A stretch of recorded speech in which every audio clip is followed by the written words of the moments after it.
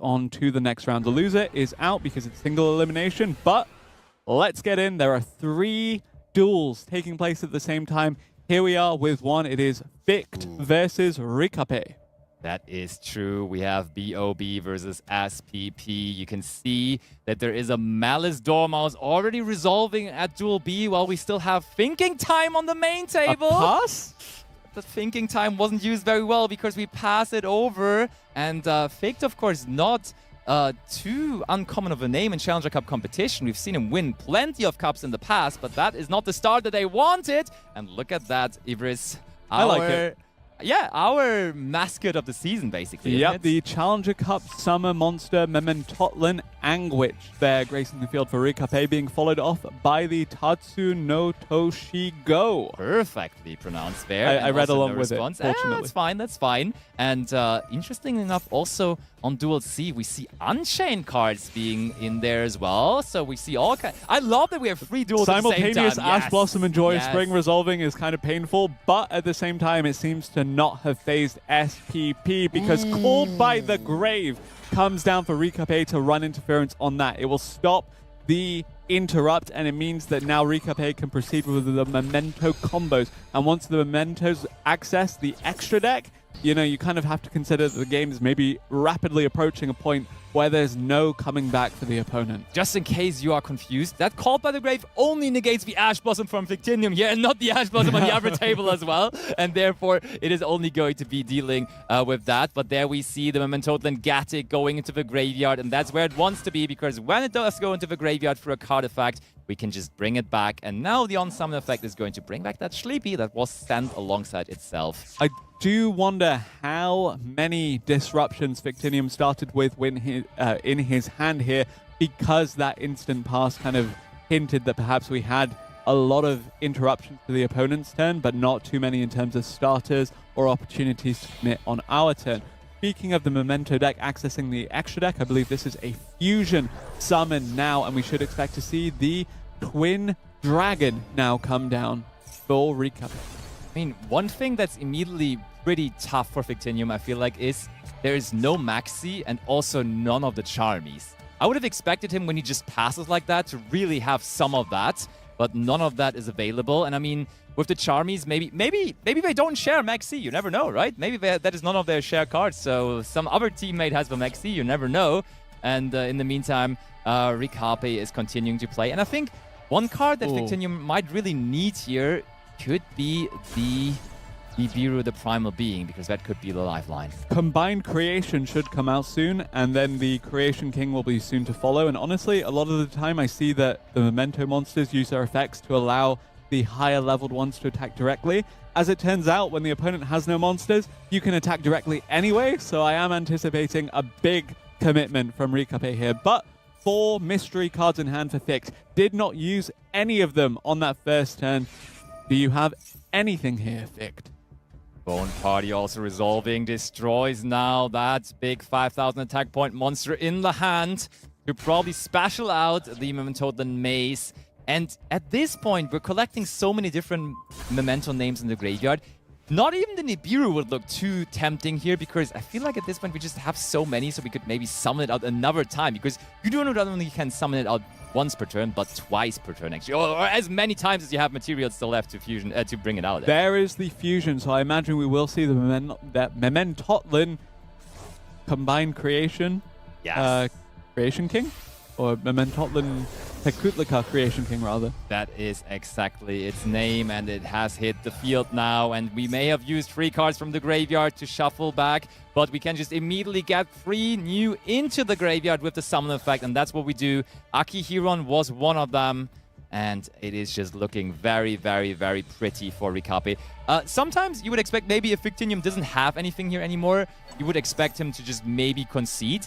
But due to the 3v3 nature, right now maybe he doesn't even worry that much about his own game anymore, but instead just like he's communicating with his teammates about what to do there and helping them out. And therefore it's always interesting to see those developments. And also, one thing you have to consider is we're playing a best of 9, so there's way more games to be played. maybe he just wants to see what other cards are in the deck of Rikape, so for the next games, these guys are aware so they can play around them properly.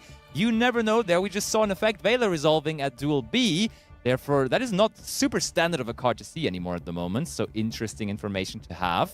I see a Nibiru and quite a few Ryziel cards, so I imagine that this duel is also going pretty well for Victinium's teammate.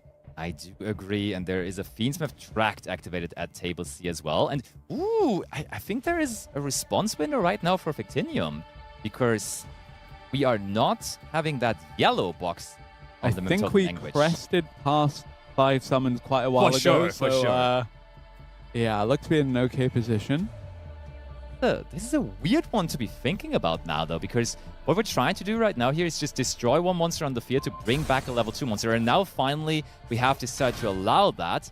The Goblin is going to come back, and I think one cool thing now as well is we can trigger the Aki Huron, of course, as well. And if there is another low-level monster in the graveyard, we could have also triggered the field spell, the Memento Miklan, but no, that was not the case. Okay. They can attack directly now. Yes. They could anyway. Yeah.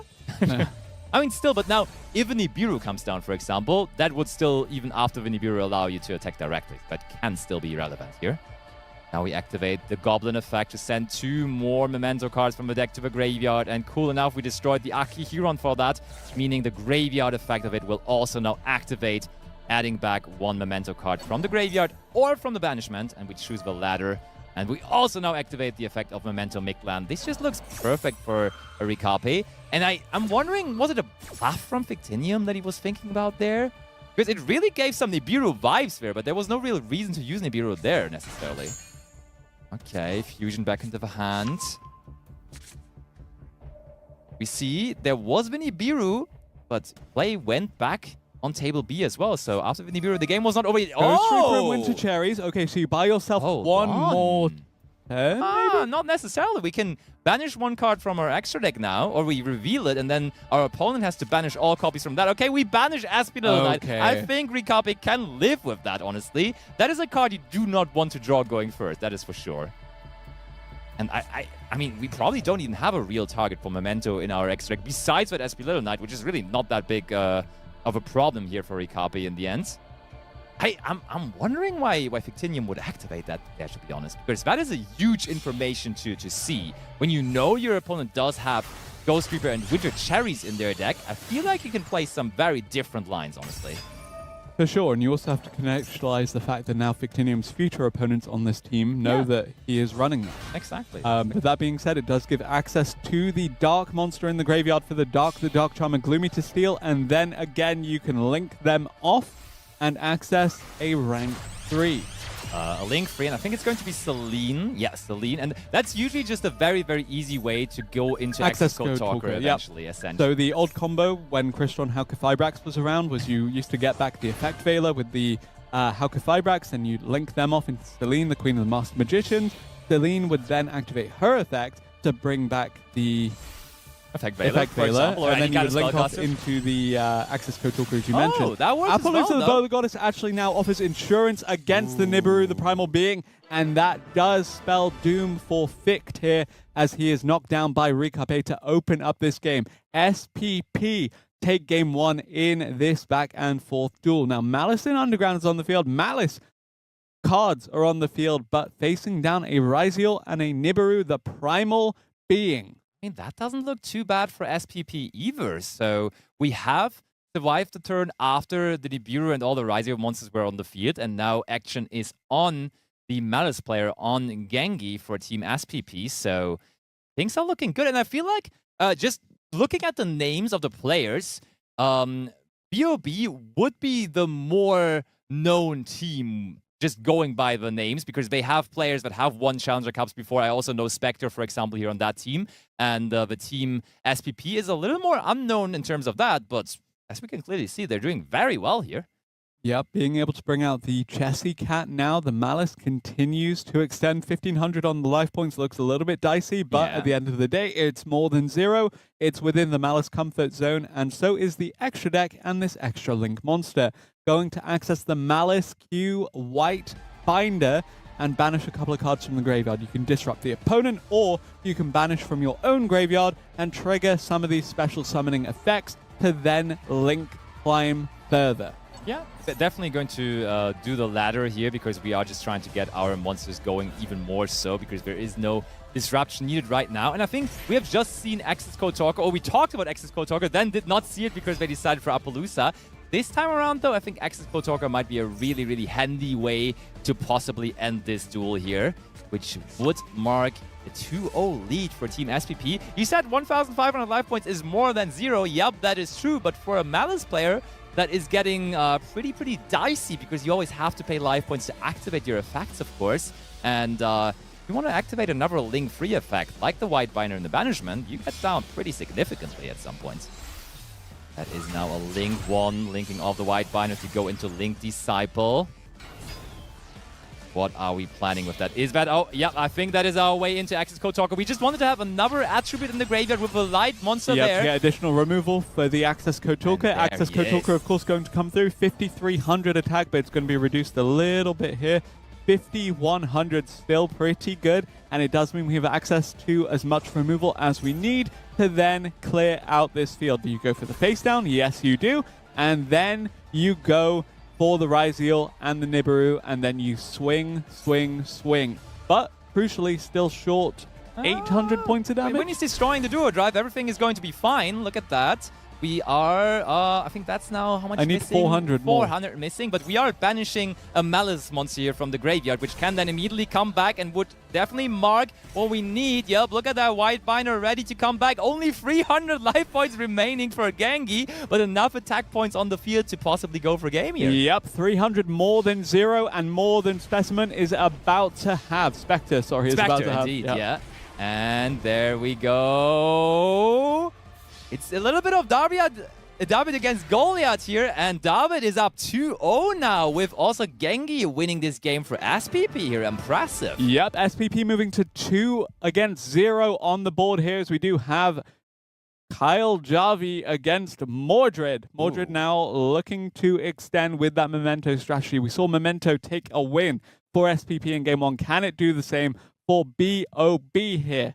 The field looks pretty cleared out. The Engraver's in the graveyard. It's having a good time. But Memento also likes being destroyed and likes coming back to the hand on top of that. Bone Party now added back for Mordred. Yeah, it's interesting to see because I know Mordred is very big on the Malice deck and also plays a lot of Ryzeal since it is out in Master Duel. And now still seeing him being the Memento player of the team impresses me. But Mordred being...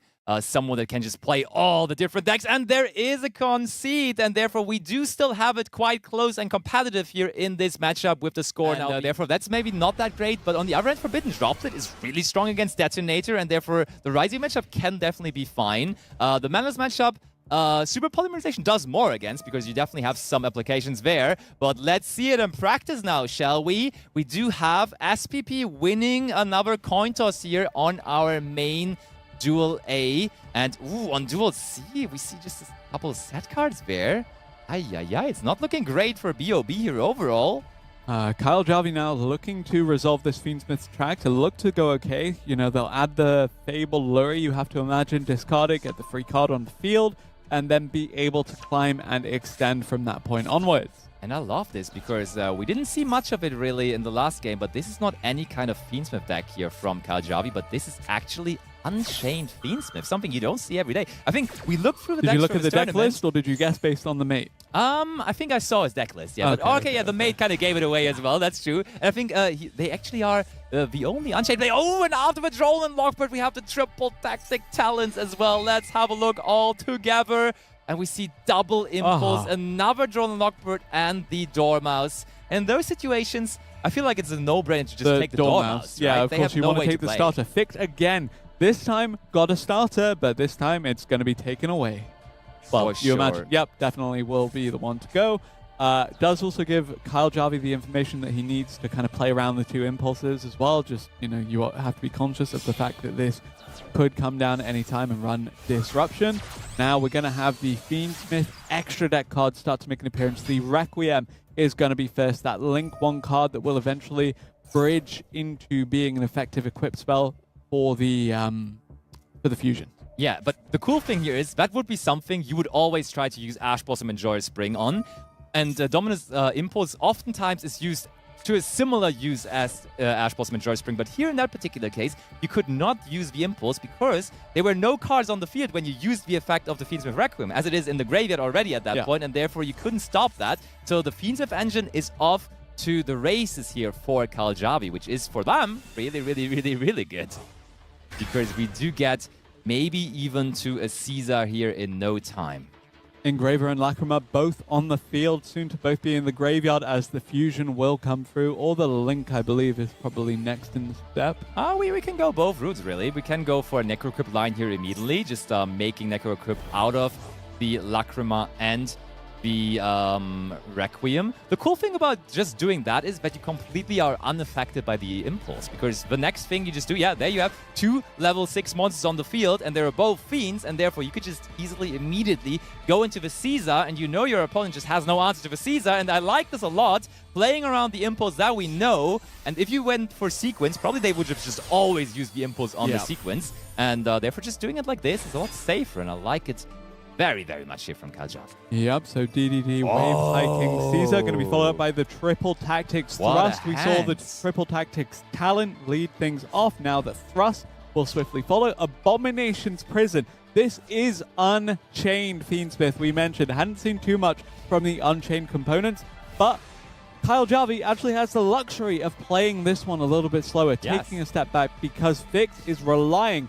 on whatever card has just come off the top of the deck, while Kaljavi knows for a fact he has a disruption for whatever that starter may be, if indeed it is a starter. Could be another draw, could be another disruption, could just not be what Fictinium needed at this moment in time. Yeah, maybe he draws the Ghost Reaper and Winter Cherries again, which didn't really help him on the first game, so could be another case of that. But that is looking really, really good. And you said it really right. Kaljavi can just take it slowly. Usually with Triple Tactic Thrust being resolved on the first turn, having to set a card because our opponent doesn't control any monsters anymore will lead to them set like an Infinite Impermanence or a defensive card that they can really use on their opponent's turn. But here there's no need for that. Immediate end phase. Yeah, there you go. And we use the Lacrima, the Crimson Tears already in the end phase. So we can bring that Requiem back to the field. Now we could technically use the Dominus Impulse on that, and I think it does make sense. We have 2 of them, so we may as well just use 1 here and 1 then on the next turn again. Yeah. That just does make so much sense, but still turn over to bold of you to assume again. that there will be a next turn. Yeah. I mean, this turn you could use it, right? So let's see whether we can get to that point. Have we drawn into any other Unchained cards? We don't even really need that, because clearly we have just set the Abomination's Prison, which we can then turn into any Unchained card from our deck to our hand. No response, of course. We cannot even really respond to that too much anymore, because we know most of the cards in their hand, but we're searching. Oh, hold on, though. Oh, now that they use the Impulse from the hand, they can't even use their Drawn and Lockbird anymore. True.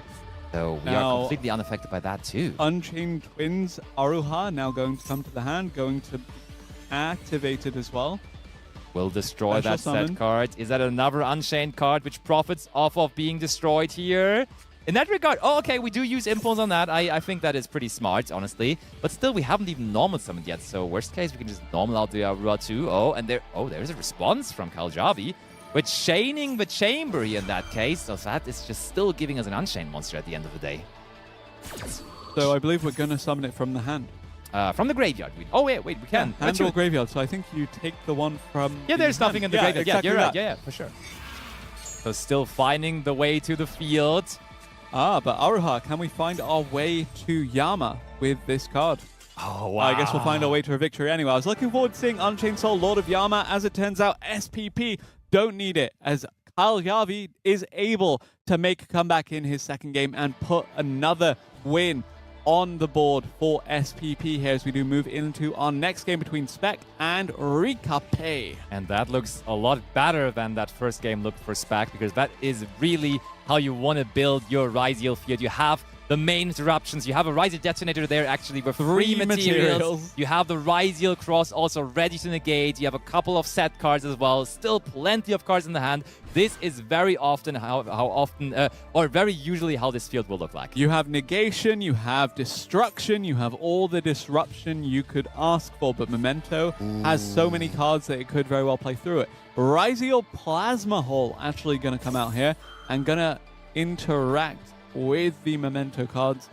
It's not highlighted, so I can't read its name, so not going to attempt it. The Tatsunoko Shogo, you mean? Yeah, well done. Yeah, I always say it like that, and I committed to failed. memory after, I've failed plenty of times. Say it with enough confidence and we're all good. Exactly, that's what we're going to stick with. But someone else that's confident is perhaps happening in Duel C. Whoever has just passed with 3 face down set. And I mean, we talked about the impact of the super polymerization in some matchups, and I think we see the Earth Golem at Ignister on Duel C. That means there must have been a super polymerization resolved. We see super polymerization resolve here as well. Let's see this, Van. How are we going to do this? So there is a... How are we going to combine these? I'm curious. Okay, we're just going to use our monsters. That's fair, yeah. Okay. That works, that works. So now the Plasma Hole has no real target. Yeah. Target disappeared throughout the resolution of that super polymerization. So we can still now resolve the effect of Tatsunoko Chogo if we do not decide to negate it with the Rise Cross here. But, I mean, you're kind of okay with maybe destroying this Twin Dragon because then it can't activate its summon effect anymore. This is really a tough decision here for Spag, honestly. What is he going to do? Still in a decent position, all things considered, though, because you are looking at a hand advantage and a massive field advantage. The only question is there a graveyard advantage? Because that's where the Memento deck truly comes alive. Yeah, that is very interesting indeed. And we shall figure out whether... Oh, is he going to do something? Not sure. Thinking. He is really, really thinking this one. I mean, let's discuss the different Rise scenarios. Cross now being activated. The field fell.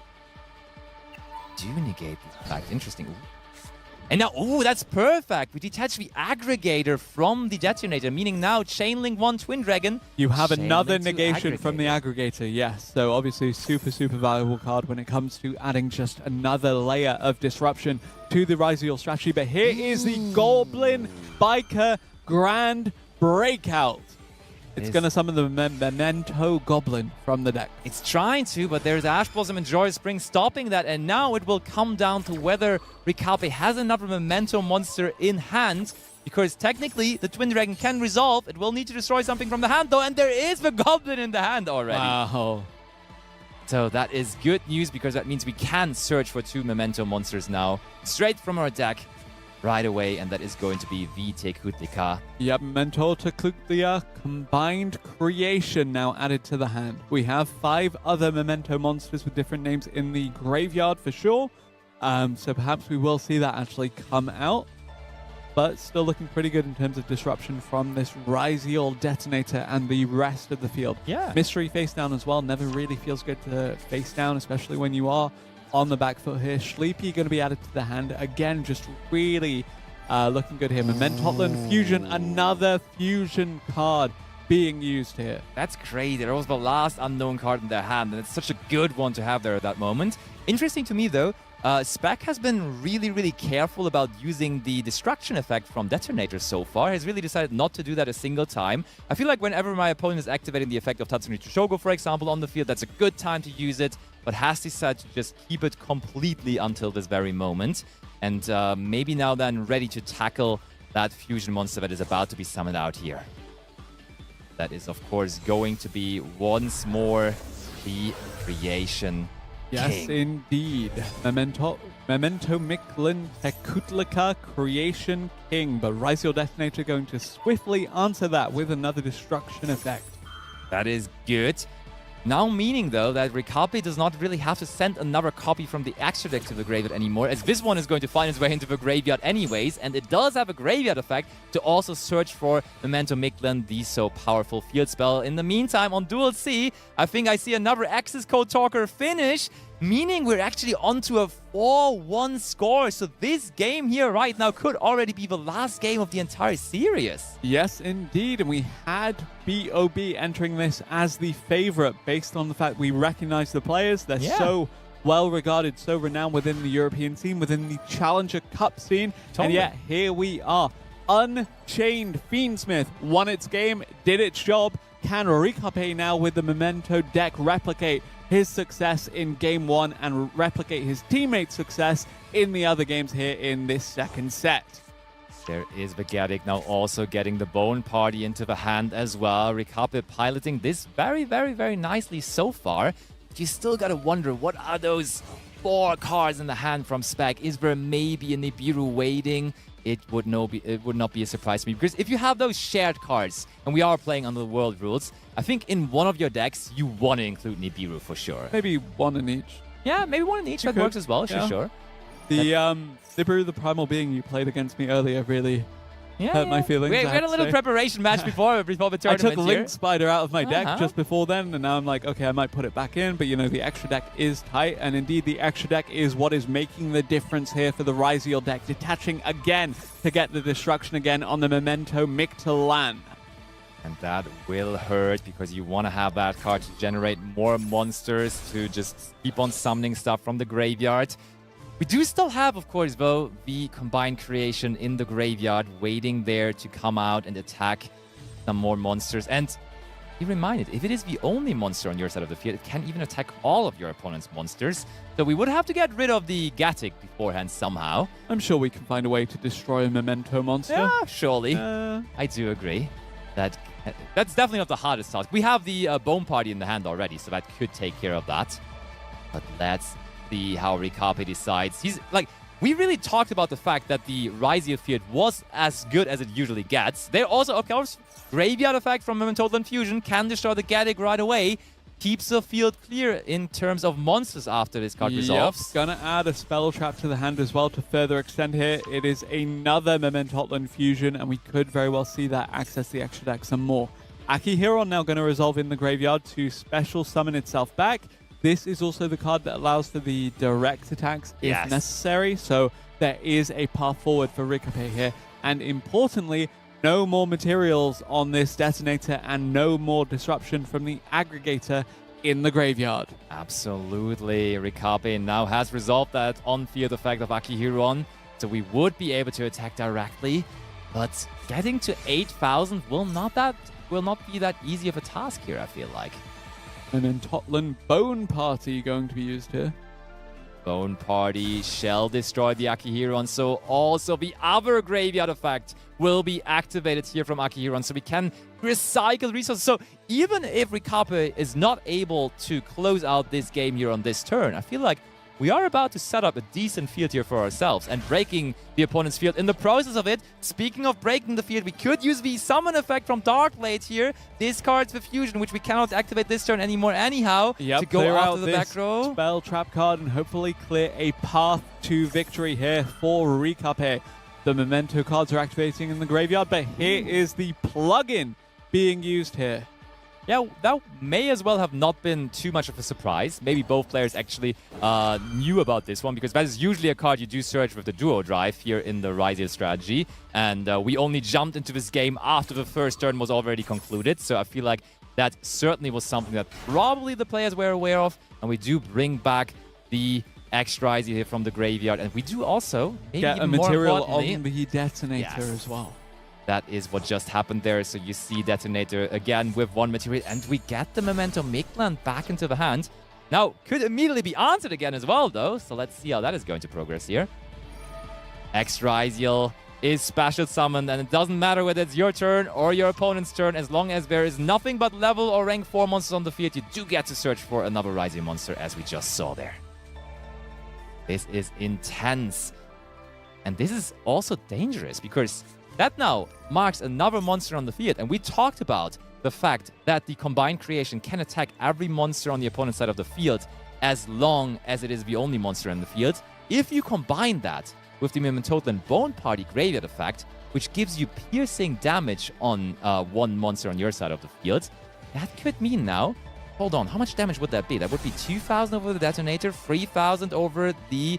I think we would be 500 short, but that would still be quite a bit of damage. Yeah, not bad, but it does also kind of make me a little bit afraid of Beck's 5 cards in hand, because it does mean there's a chance of follow-up and full commitment on the next turn. Totally. But still, if Rikape can navigate through this, through that ideal Ryziel end field, it's such a great comeback and such a great position to be in, really showing off the prowess here. But here is Sleepy. That could just be another Creation King. And then we have activated the effect of Akihiron to attack directly this turn with the Combined Creation and the Creation King. So I think we have to set up here. If there is no answer from Spag, this might be one of those cheeky memento finishes where you just attack directly while your opponent still has a field.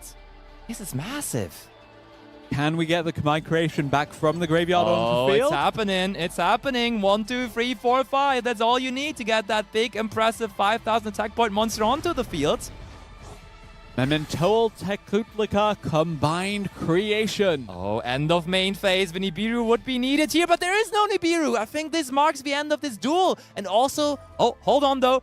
Graveyard effect of Ryziel Plasma Hole. Let's not forget about that. We can exceed summon. Oh, but we do use the effect of our Combined Creation here to get rid of the X-Ryziel. And that means I don't think... Oh, okay. But we chain the detonator. I think we're for the moment saving ourselves here because we get rid of one of the monsters that we're ready to attack directly here. Yeah. Huge detonator saving the day here and saving the team for the moment as well. You were so excited for that. You love Memento. Yes, and I love when it finishes in that unique way of just attacking over a field directly. There's an Xyz summon. Ooh, what are we going into here? That is the... Superstar Slayer, Typhon, Sky Crisis. If ever there were a single card to kind of buy time, make a comeback, this would be it. Now ready to run Disruption, but here we go. Memento Mictlan going to activate Rikape. No cards in hand, no Disruption. Spec, can you make that full commitment and close this one out before the Memento is able to have another turn? So many cards in hand, and we saw that there is follow-up ready, of course, as well for Spec, because we searched that with the X Ryziers. So 7 Tachyon. Even more of that now. We get all the Ryziers in the world. We can basically pick now which ones we want to go for. I actually like how many different numbers toolbox are being added to the extra deck of the Ryziel. That's crazy. Shout out to anyone that uses Ragnar Zero. I really like that card. But yeah, just really, really great to see just how many options this deck can go with. Especially considering that it has such reliable access to all of these rank 4 Xyz monsters. Now, Ice Ryziel going to come out. In turn, it will bring out the Star Ryziel. Suddenly, you have a level 4 and level 4. That gives you access to more rank 4s. That gives you the trigger on the Ryziel Cross. Ryziel doing Ryziel things with no regard for any kind of disruption from Rikape. It's an empty hand. It's soon to be an empty life point counter if this Ryziel deck can continue to do its Typhon thing. Says there goodbye. is the Typhon sending back that Creation King to the Fusion deck and presumably sending Rikape to 0 life points and sending BOB to a third set of games in this match. Attack directly. I have to still go in there, and then sometimes you just your brain just turns off, and he just activated that effect that he did not need to activate. Yes, indeed. Game free. But importantly, SPP still just one single game away from winning. 2 face downs away from winning this game, apparently, is Ficht. Finally, does he have a great hand to start things off? And is it indeed his opponent that has not had a good run of things? Because Ficht so far, quite unlucky with how he started off both of these games. And we see a 7th Tachyon and Duel B. Oh, Ficht is also setting a card, but for the Malice deck, that's not necessarily a the bad Gold sign. Sarcophagus, great start as well. It does get you the free Banish, the free Extension, and the free Commitment with any card you want from your deck. No Ash Blossom immediately does mean that's already a great start. The Dormouse going to proc, going to start things off. It's as good a start as ever for the Malice deck. And the Dormouse will come out here, and we're thinking for a response. Dominus Impulse being used by Gengi here, so I think we find ourselves here in a Malice on Malice situation. I think both teams have their Malice players facing off against each other here, and clearly Gengi did not have the start that they wanted, but there's a normal summon for Victinium as well, being the White Rabbit. I think you just have to take the gamble there on Gengi's side to use the Impulse on the banishment effect of Dormouse, but in the end, that's not going to do too much here. Let's be realistic. And I mean, we can really cool. It's really cool to see here. The team BOB always is on the bottom, and all of them are playing right now. So I think even Infinite Permanence actually going to follow up. Speaking of really cool, perhaps this is less cool for Team BOB. This could be dangerous though, because there's a set card and there is GWC ready to dodge that Infinite Impermanence. That is always something to consider. They did not set that card there for no reason, so that Infinite Impermanence actually does not do anything here. So simultaneously on all three tables, we see Team BOB, after being down 4-1, may be able to pull it back here. May very well be indeed. Looks to be in an okay position here. We saw the Ryziel detonator on that Duel B. We see Memento doing Memento things on Duel C too, as the Malice deck come through for Ficht here. Let's see. I think Ficht can just go wherever he wants to go. The Dominus Impulse was set on the field of Genji, meaning there could still theoretically be a Nibiru the Primal Being in their hand, ready to be activated, because that restriction of Dominus Impulse is not applying when it was set beforehand. But we shall see. Dora Mouse activates now. Yeah, well, we stopped the banishment effect, so the on-field effect was not interactive with the hold, but there's still something. This is interesting. What kind of... Okay, it could be Effect Veiler. Very well. Okay, you stop this. Sure. There's already 2 Cyber's monsters on the field. And there's also called by the grave. Despite all of these disruptions being committed by Genji, Ficht just has the answer for it every single time. You may stop this Malice deck from resolving its effects, but it's still going to find a way in the end. Ooh, hold on. There's another response window now, though. What could this be? Maybe a Ghostbound Haunted Mansion? Cross-out Designator, perhaps, as well? I mean, are you going to cross out your own Called by the Grave now? I don't think that's going to happen. Maybe not, yeah. So, very curious what this even could be here. I mean, it's probably not going to be Maxi either, as we would have definitely seen that before. It is Bestial Magnamut. Okay. Interesting. That is essentially a free banish on the graveyard card, and it does mean that you get a body to run Disruption too. Yeah, but... A little bit apprehensive to banish anything from your opponent's graveyard when they're playing Malice too. I think the key thing about this here is, though, we are banishing the Effect Veiler from the graveyard to make it not be affected by the Call by the Grave anymore. So it'll then resolve, hopefully, but there we do have another Malice trap card being activated. MTP 07, and that is maybe also what Genji is thinking right now, because that plan... Getting that Effect Veiler to resolve. Yes, it will resolve technically, but the target is no longer there, and therefore it will have no real impact. And as you were also mentioning, Maxi now also resolved for Victinium. After not really getting anything going in the first 2 games, it looks like finally this game is the game of Victinium. Yep, refuses to go winless in this game and refuses to go out this early in the tournament for BOB here. Now, Ficht, the ball is in his court. This is his turn. He can continue to extend. There's 1 card in hand for Genji. What can Ficht do? That is the question. And we have the luxury to just use Ash Blossom and Joy Spring here on the Bestial Magnamut. Don't even need it for a Maxi, because that would have clearly been activated beforehand. And therefore, we can just now say, hey, you're already really low on resources, so I will keep you on that low. And you will, even if we get to that end phase then not even get the replacement of another dragon from our deck. Yeah, looking to have the full commitment here from the Malice deck here. Ficht looking to close this one out. You know, I do see a way that the access code talker eventually comes through to close it out pretty cleanly. Still a few steps away from getting there, but definitely something that Ficht can do. The other decks, the other games, look to be going okay for the duelists of BOB as well. But this series is still very much anyone's to claim. SPP, they only need 1 single win out of the 3 duels on your screen right now. And speaking of that, we just see a Forbidden Droplet in Duel B. And Forbidden Droplet, as I was mentioning, is actually really, really good against the Ryziel deck. And there is a Detonator ready to be negated by that Forbidden Droplet there, which is, I think, huge and definitely a possible way to play through that field with ease. It's nice. So that series definitely, absolutely not decided yet. And there is also an Ash Blossom there on the Requiem now, though. Wow, what a chain we have in Duel B there. That's crazy. In the meantime, we still see Splash Mage bringing back the White Rabbit. There is Nibiru the Primal Being as the last card in hand, though, for Genji. Hold on, this could change things up now again. Yep, as good a card as any. In fact, a great card as any here, as the Nibiru the Primal Being does come out. It will give 2 draws to the Maxi, but it's still a way forward for Genji as he empties out his hand. If Ficht can find a way over this, though, that is it. That is the game for him, you have to imagine. But what exactly did you draw off of the Maxi? I mean, Gengi down to 0 cards in hand as well. Even if this means the turn is over, Gengi will just rely on that one top deck, and Victinium, if there is no play now left to continue playing, certainly there is something to stop the opponent, I would imagine. But we shall find out.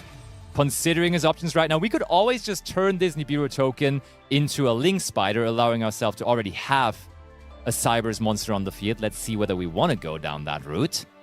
And in the meantime, I think Mordred on Duel C is finally enjoying his Memento deck a whole lot there, because we see Appaloosa, we see the Combined Creation, and 4 set cards as well. Yeah, got the Appaloosa as the insurance policy against a potential Nibiru the Primal Being. Heavy Storm, gonna run interference on that line of spell and trap cards, plus the field spell. That is such a high value Heavy Storm, if indeed it can resolve.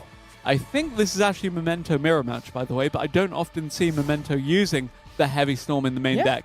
Perhaps this is a regulation tech where they're seeing, look, we have limited options, we have extra space in an otherwise, you know, pretty tight main deck. Yeah, for sure. To be able to put in some of these less common tech options. See that for sure. And actually, in Duel A, as we still see on the screen, we actually, after 1 set card, passed to Nibiru. Now we only top deck the card that we can set here. So looks like Victinium will comfortably get another turn here. In the meantime, we still saw that Heavy Storm animation there, clearing everything in terms of spell and trap cards. We're off the field. Massive. Mordred not only playing Memento, but using the Sky Striker Ace Ray sleeves. Definitely, you know, Josh is here, so he's very happy to see that on both counts. I mean, we all are, right? Both of us are also rocking the jacket here. Definitely, certainly one of my most favorite decks of all time as well. And now we see Victinium getting that chassis card out as chassis cat out as well. Druid's Worm it is a card, to be fair. Yeah, and you know what else is a card? Bestial Druid's Worm. Again, we said it was maybe a little bit greedy to banish something from your opponent's graveyard, but when it's not a Malice card, you're fine, and you're very happy to establish such a big field against, again, what you said would have to be a top deck from Gengi here.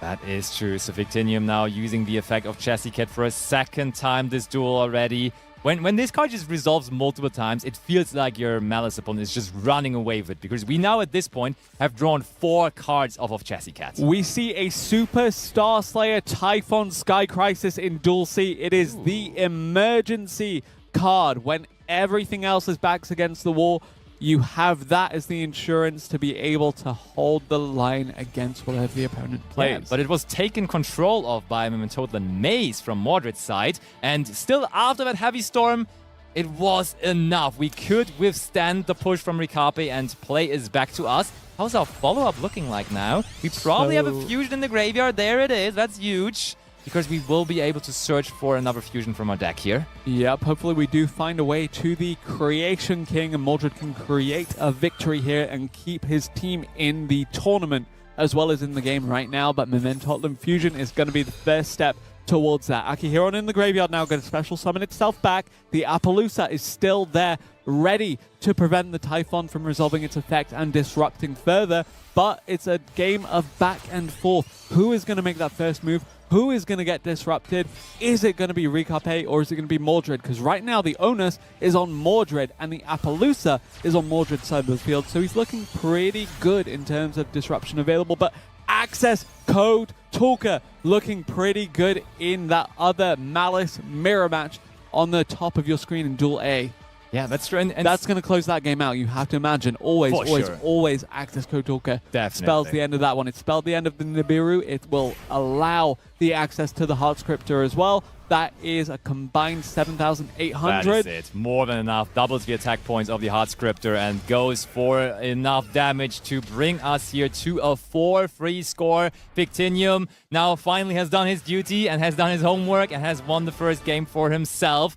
Score is on 4-3. And the cool thing about the Appaloosa is You sometimes might be worried, okay, I have already used one of my negations from Appaloosa because originally that one was on 3,200 attack points with 4 materials being used. But here actually, you're happy that you already used it once because now you can still use the effect even though the Typhon is on the field. If you would have not used it once, that would have been kind of miserable. But here, it's perfect actually. Yep, now this is anyone's series to claim here. BOB, they entered this. They needed to win all 3. They may very well still, but here is Goblin Biker grand breakout, ready to run rampant here and ready to get the Goblin from Rikape's deck and allow access to more Memento cards here for this deck. Here we go. Goblin emerges from the deck. Can it do anything aside from sit there in defense position? No more Typhon, no more Disruption. Still 3 negations on the Appaloosa, the Bow of the Goddess as well. And I mean, it's the turn of Mordred, and therefore that Goblin, as you were asking, doesn't do much more than looking pretty there because it is only an effect that you can use on your own turn, and therefore I don't think it does too much. Besides maybe being a Memento monster instead of not being a Memento monster. That could be relevant for cards like Mementoland Fusion or Mementoland Bone Party to work together with those cards. But besides that, the Goblin on its own, really not able to use its effect right now. Appaloosa, so brutal for the Memento to deal with because so much of this deck is just monster effects, honestly. It's really, really rough. And especially, you know, in the mirror match, having to deal with the fact that super polarization can indeed create a lot of advantage for your opponent on both sides, to be fair. Yeah, really, really well played by Mordred to come back here and show that he has control, at least, of the Memento mirror match. There is the Tatsu no well...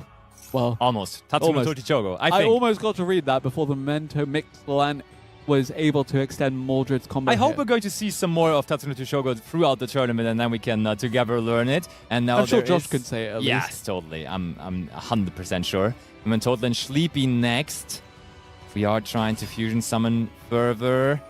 This is the round of the ultimate mirror matches, right? We have the Malice mirror on the one table, which of course is already over, and now we have the Memento mirror here on this one as well. And it would be quite impressive if Team BOB is able to come back from that disadvantage of being down 4-1 and still getting through this.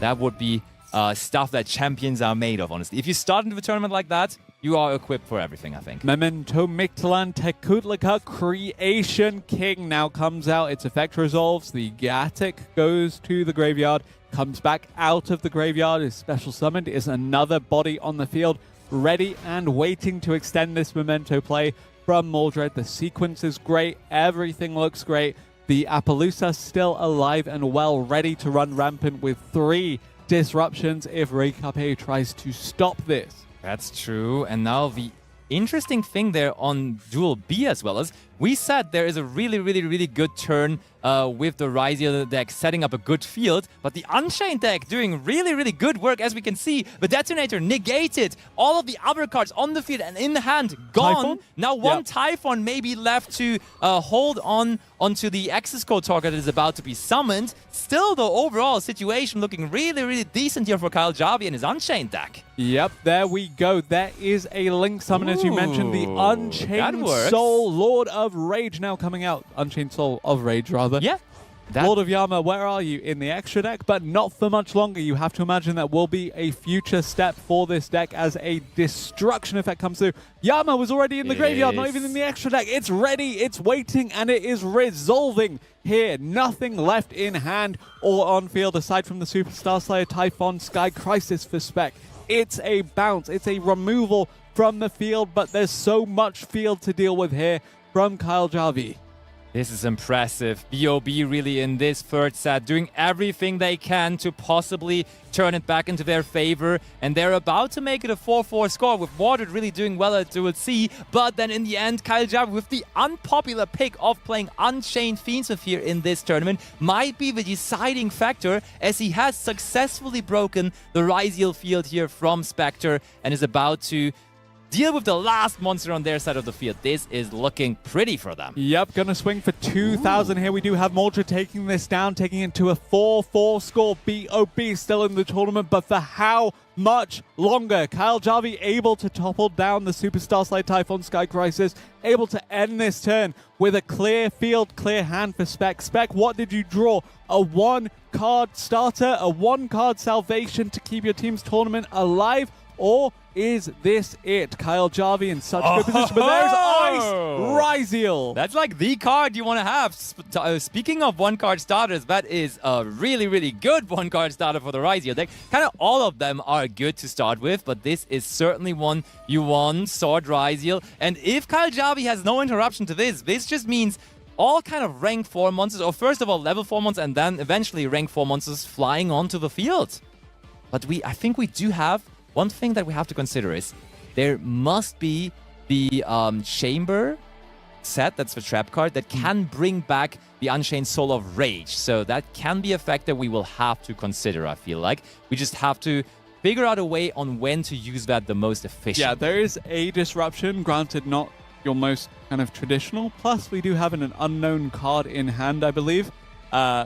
So I think that's an Unchained monster. We recycled that with the Unchained Soul of Rage. Ah, true enough, yeah. Oh, but that is immediately now the rank 4. Into a rank 4, as you said. Is it Time V3 Doer? Is it Dugaris the Timeless? No, it's another classic. It's Evil Swarm Exciton Knight. That's I think huge. this carried me in Time Travel 2014, by the way. But this is super interesting because you got to realize Exciton Knight destroys cards on the field. Unchained monsters want to be destroyed by card effects. So even though for the moment we're going to destroy all of those monsters, I feel like they're going to replenish themselves now. Definitely very, very good at fashion. recurring here, and it does mean that we do have Kyle Jarvie able to make some kind of a comeback here. Unchained Soul Unchained Soul of Rage. I did it again. I really love Unchained Soul Lord of Yama, if you couldn't tell. But Unchained Soul of Shavara, another key card in this combo. There we go, activating both of them because they were for the Unchained Soul of Rage destroyed and for the Shavara sent to the graveyard. So we get one monster back to the hand and then a set card. Problem being here with this does nothing on this turn. So if Spectre is able to close it out here in this very turn, he is ready to win it for his team. And he does still have that X Ryziel in the hand that we just searched. So sometimes Ryziel can have a problem with closing out games, especially, of course, when there is Exciton Knight resolving because there is no battle damage in this turn. We saw quite a big commitment, even if it was very impressively dealt with by Kyle Jarvie. So it does mean we weren't able to send the aggregator there off of the X because we were running out of options. And it does mean that we're now looking at a field state where, you know, you have Spec just seeing what he can do with what he had before. Yeah. I think we're definitely going to set up a Detonator. But again, Detonator is a card that is amazing against so many different decks. Against the Unchained deck specifically, though, It likes being destroyed. it's not that great because it really kind of helps the deck as well in that regard. Now there's Ryziel Duo Drive, able to attach another material, being another Duo Drive here. So it's a Duo Drive up top and also a Duo Drive as another material in there. And that is going to allow us to add 2 Ryziel cards from deck to the graveyard. And I think, yeah, we missed Ryziel Cross on our field on the first turn, so it was still in our deck, and now we have a way to access it, which is fantastic news. Speaking of news, let me give you the news that there also is only a little over 4 minutes remaining on this round, meaning oh, wow, there's no more time needed here. What is going on? So I would imagine if we are trying to specifically target a Malice deck, of course, Artifact Lance here is another card that comes to mind. Yeah, of course. And now we have Umbra versus Magic here, and the teams are Rupel versus Omta. Setting a card can sometimes be a bad sign, can also just be a start of a Malice combo, though, as we have the Gold Sarcophagus right next. I have been there for sure, where I thought my opponent was just going to pass over the turn and didn't draw a starter, and then it's just, they actually go for Malice combo now, which is what we're going to see here from Umbra. We start with the set card, of course, representing a Malice trap to potentially stop something like an Effect Veiler, or rather dodging it. Dormouse summoned after Gold Sarcophagus, meaning we still even have our normal summon after all of this. Yeah, that's a tough start for sure. And we overall see, and I like that we just at the same time display all three games. I see what you mean. Yeah. It's always the top playing, so that means team Omta certainly having some good luck here already on the first coin toss round here on the first set. So that is cool to see. And I've been, it's a very intense feeling in a 3 versus 3 tournament like this one, when your team wins or loses all 3 coin tosses simultaneously, because they all happen at the same time. And in this case, it's of course team OMTAP winning all 3 coin tosses. We've been on both sides of this equation at WCS before. We've won all 3 coin flips at the same time. We've also lost all 3 coins at the same time, and it's pretty intense in the positive or negative way, depending on which side you're on. Do you have a concrete memory of one time happening it that you lost all 3 of them? It happened in the semifinals against Task's team last year, and then I remember in the very final round of games in the finals of 2023, it said it happened against Team 7. We won all 3 coin tosses in the last round of the finals. That, of course, can very much help. But I think against Heroes Future, where that happened against you guys, you actually did still manage to close out there and go out successfully, right? Even in that set. I believe that was the first round of games, so it wasn't like the decisive portion of the match yet. But I do believe, even though we lost 3 coin tosses, went like up to 1. I'm not entirely sure on that, though. I'd have to go back and check. But for the moment, we check out what Ombra is doing here with the Malice deck, searching for Malice and Underground here with the also powerful Link 3 monster. I think, okay, we see another Fiendsmith card here on the side of Duel B. And in we go. So let's try to... actually, there's some interesting decks going on table C, because I see Azamina cards on Duel C. There's a Baron de Fleur. There's an Azamina Ilya Sylvia as well. Yeah, and we saw also a Sylvie in the beginning, so that is a White Forest deck indeed, which I believe would be one of the few White Forests in the tournament today. I don't think there's going to be too many of those, which is interesting, to be honest, because that deck still, it packs a punch when it goes first. It's a pretty strong strategy still, especially now that, you know, Snake Eyes is not gone from the format, but Snake Eyes definitely less popular, so in a shared card environment, normally, of course, Snake Eyes would have blocked cards like Diabell Star or Wanted and so on and so forth. So that actually opens up a window where you can play White Forest and you're not actually too bothered by the shared card pool with it. Yeah, I do absolutely agree. And one thing that I can also already tell here from only those couple of matches that we have seen so far, it seems like all of the teams are also somehow finding a way to include Fiendsmith cards into their deck. And I think Fiendsmith is a very interesting thing also for WCS and for the current format with those shared card rules.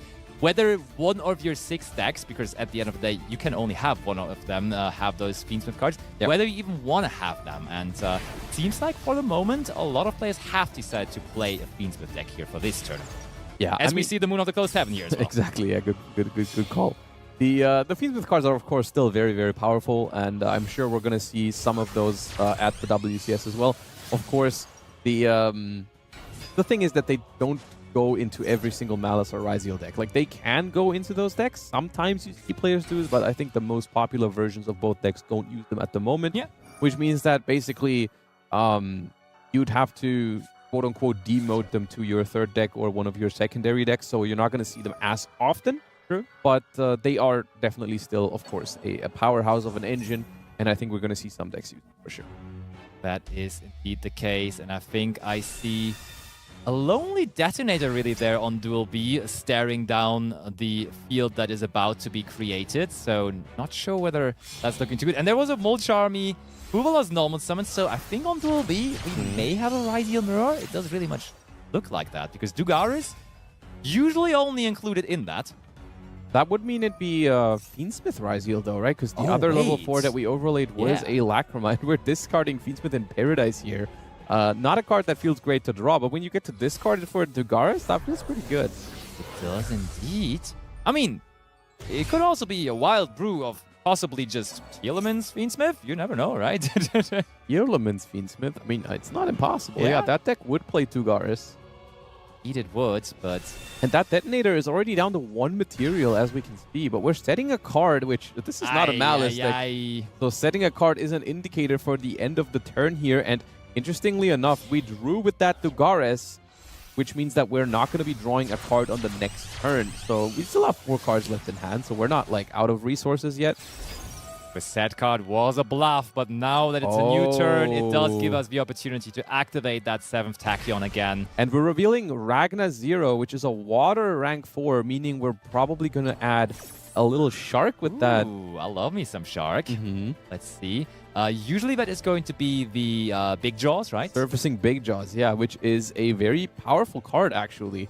It, upon summon, lets you add another shark from your deck to your hand, and if you've activated a spell card previously that turn, you get to even special summon it from your hand instead of it using up your normal summon, which there's another shark which they commonly play, which is Drake Shark, which functions a little bit like Snake Eyes Poplar, because when it's added to your hand, you can just special summon it, making Surfacing Big Jaws an instant rank 4, basically. Yeah, I'm already happy. I've seen plenty of Memento on the top 32. Now I'm seeing Shark cards as well in top 16. Yeah. It is a good day. You would be happy with that.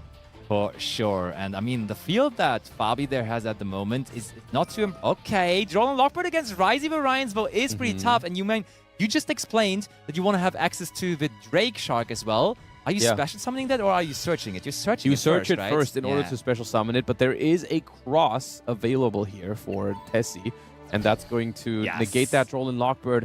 However, we saw the Fiendsmith in Paradise, and here the Max C. So that Droll and Lockbird really just a way to lure out that cross negation. Oh, but there also is Ash Blossom and Joy Spring as an answer. That's crazy. Maybe should have attempted that Requiem first, huh? Maybe try and see bait. if there's an Ash Blossom or a Call by the Grave. Maybe they would have. Who knows? For sure. And wait, I think I see a Crimson Resonator on table C. What is going on there? What kind of deck have we brought here to the tournament? Resonators in top 16? Maybe that is the case, interestingly enough. Just a reminder, this is top 16, and we started with 32, so both of these teams have already won a match, and every player only has 1 deck. So there's no way. They must have played this Resonator deck in every single game so far. And it was successful. At least the team came through. Now the Magnum is going to activate. Already noteworthy, big enough to attack over the Appaloosa eventually. So probably you just want to negate this here for Appaloosa, because it may as well just afterwards be run over. And so yes, we want to negate clearly.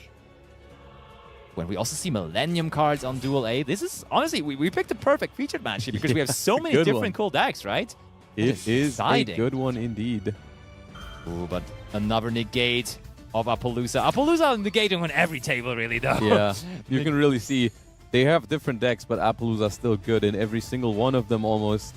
And down to 0 attack here, but how much can they do again? I mean, there's still 3 set cards, 2 cards in hand, a Firewall Dragon on the field, probably very strong Malice setup in the graveyard. The Malice deck is so hard to overcome once it's actually set up its board. Yeah, I mean, we started with this table. Oh, and it is game here. Umbra wins it. As I wanted to say, we started with this table, saw that the start was really good. We had Gold Sark plus a trap card and everything, and we now saw basically fast-forwarding the result of it, and that was just an impressive field, which was very, very hard to overcome, meaning that we have Team Omta now in the lead, 1-0. Let's see how their teammates can do. That is an infinite impermanence on X-Ryzia there, but there's 2 level 4 monsters on the field still, so isn't that just a dangerous angle for a dual drive here? There is probably still the Fiendsmith in Paradise. Oh, you're just another great thing about baiting out that, not only the cross, but also the Ash Blossom earlier, meaning that now the Fiendsmith in Paradise can resolve if they still have it. Let's see, there is Fiendsmith in Paradise. That's strong. Is this really going to be enough? Fabi doing a good job here for Team Rupel to maybe still keep it around here. Has to shuffle back the Engraver here, which was potentially follow-up for next turn. But other than that, we are just left with a Lonely Drake Shark and a Detonator. Which is Norman Summon. Another thing that we have to remember, we use the effect of Dugaris. We're not going to draw a card, but we have 2 cards against which basically 0 interruptions right now. A Detonator without materials, a Drake Shark is not going to do anything. Cross can't negate anything if you don't have materials either. So really, all it takes here for Fabi is a play to get back into this game. And do they have that, Fabi? They do also another have Engraver. Yep, nice. They shuffled one back last turn because they knew they had another one. That's going to recycle the Requiem, and of course here we see the strengths of the Fiendsmith cards come in. where you just have that guaranteed follow-up. They didn't even need a card in their hand to keep going here. They're going to be able to play with those Fiendsmith cards. Now, are they going to be able to, most importantly, get rid of that Ryzeal cross this turn? Because that is going to be follow-up for the Ryzeal deck next turn. Or maybe even finish the game this turn. Who knows what they can do. We shall see. There is the Engraver, meaning there is now a not level 4 monster on the field. So if one of our cards in hand is X Ryzeal, that doesn't do, like, it can't surge at least anymore, which is annoying. Yep. But we shall see whether that becomes a factor here even. In general, like, in the TCG, I think a lot of people played that Fiendsmith Ryzeal variant. Yeah. That was like super popular. And I was wondering how popular it is going to be in Master Duel because the environment is a little bit different. It is. We do have only 2 Fiendsmith Engravers, for example, which is not that great. We only have 1 Bonfire, which is just... that is a big deal, especially for that variant, because pure Ryzeal can make up for that by playing 7th Tachyon and 7th Ascension, for example. But in Fiendsmith Ryzeal, it is very important to not lock yourself into Exceeds too early. Eventually, you're going to be locked into rank 4s, of course, because you play the Ryzeal cards later on. But in this version, you really want to be able to do the Fiendsmith stuff first. That's true, but there is no Ice Ryzeal. That one doesn't care about what other monsters are on the field. We just bring out Sword Ryzeal. We get that X Ryzeal to the hand. So this is looking beautiful. Oh, is that a Synchro Summon or is that just sequence? I think that's Sequence. Probably just Sequence, yeah. I would think so as well. Oh, it is a Synchro Summon. There we go. I spotted it right. It is Chaos Angel, and that is going to banish the Drake Shark, and I think we're just working on 8,000 points of damage here. And with the cards we still have in hand, I don't think that is going to be much of a problem here. We could... Oh, sad that we do not have the Dugaris anymore, because Dugaris doubling the Chaos Angel would be quite a bit of damage, and that would be game here on the spot. It would be. However, I don't think we are going to see that here. We're going to go into a duo drive here. Detach 2 materials from it after attaching. Do we still have Node Ryzeal? Is the question. Because if we do still have Node Ryzeal available, then this is very easily going to be 8,000 damage. Agreed, but is it there? We could also search for Ice Ryzeal. There is Node Ryzeal. Huge. That's just going to be another rank 4 by sending any card from hand to graveyard to revive another Ryzeal. And that can just be probably a detonator, and that is going to be more than 8,000 damage from Chaos Angel, Duo Drive, and Detonator. Have you expected that? There's a Chaos Angel on 2 separate tables right now, because Dual C in the White Forest deck, also we just saw Chaos Angel being summoned. That's hilarious, because it's not really a card you expect too much at the moment. It is still a very powerful card, though. Every once in a while, you will be reminded by that fact. Yeah. Because there's still, I mean, yeah, once again, Malice does not commonly use the card, which is why you don't see it that often. But every time you see it, it is very powerful still, which is going to give... Team OMT8, another win here at Table C, but now they are not going to go up 3-0. They're going to be up 2-1 because Fabi here finishing this game with the Fiendsmith Ryzeal version. Very interesting to see that deck show up on the stage here.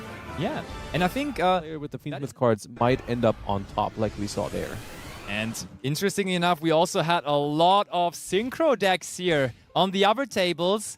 And we may have them on the main table now as well, as we do now see the White Forest in focus here on our main feature. And it's going to start off with an unanswered LZ of the White Forest. I'll say one thing.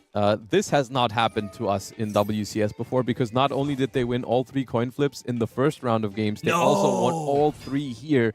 It is the turn button, all red. It is Team OMTA going first. That's crazy. 3 times here and 3 times in the first round. So 6 coin tosses in a row going to the red team here. Okay, I understand why they picked White Forest now, to be honest. I think they had a clear game plan. No, absolutely. If you tell me right now we're going to win every single coin toss at WCS, I'm considering White Forest. For sure, and we go into Arciela, and we saw, I think, Magic was the one activating Millennium cards on our first set. And what could Millennium mean at the moment? What kind of decks would that enable? I mean, I suppose the most classic ones were Snake Eyes and Crystron, even though that when those decks were popular, it's like a 2... It's before Malice release, essentially. Those would be the biggest 2 Millennium users, but we'll see if that's the case here. Millennium users. That sounds interesting. Well, decks that use Millennium. Yeah, no, it is. It's technically correct for sure. The Millennium users. Funnily enough, also in the beginning, when Malice was released, people were experimenting a lot with actually including other engines into the Malice deck as Yeah, well. yeah. For example, those Millennium cards. Yeah. But at least in my, like the way I was seeing ladder lately, it did not really seem like people were doing that too much anymore. What do you think? I agree. It was an interesting thing that people experimented with, which I think a main reason for it was that you were able to do some more things under something Yes. like Artifact Lancia, because the Millennium cards themselves don't require you to banish anything. You can Totally. still do some stuff.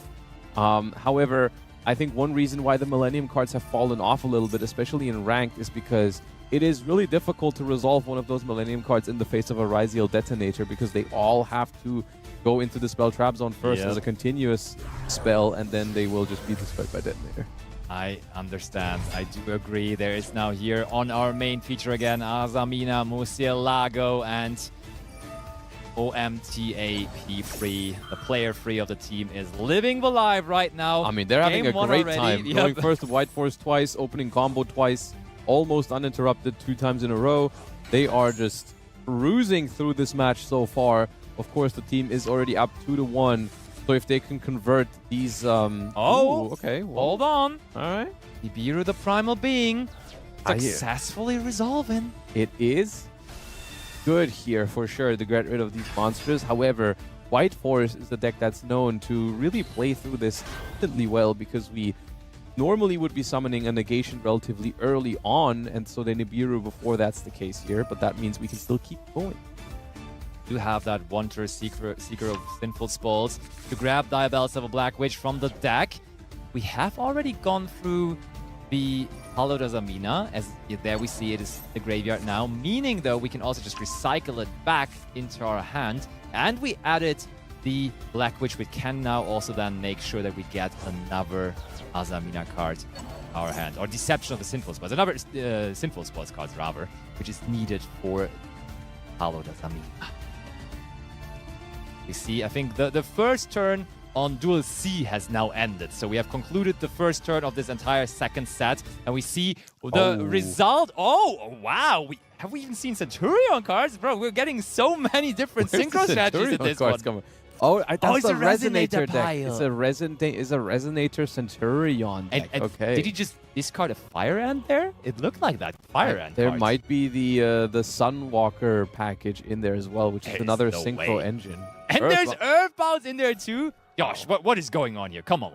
They are a fan of synchro summoning. I can tell you that much. I mean, you are as well, right? So I mean, yeah, I like the Centurion deck a lot as well, and I also really like playing with the Earthbound cards when those first were added. So we'll see. We have a Vision Resonator here.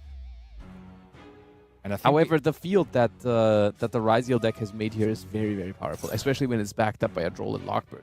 Oh, that too. And there is a Baguska in defense position. This always seems so counterintuitive to me. Like, you make a field out of Exceed monsters, Detonator ready to destroy things. Yeah, no, and I then you get put that.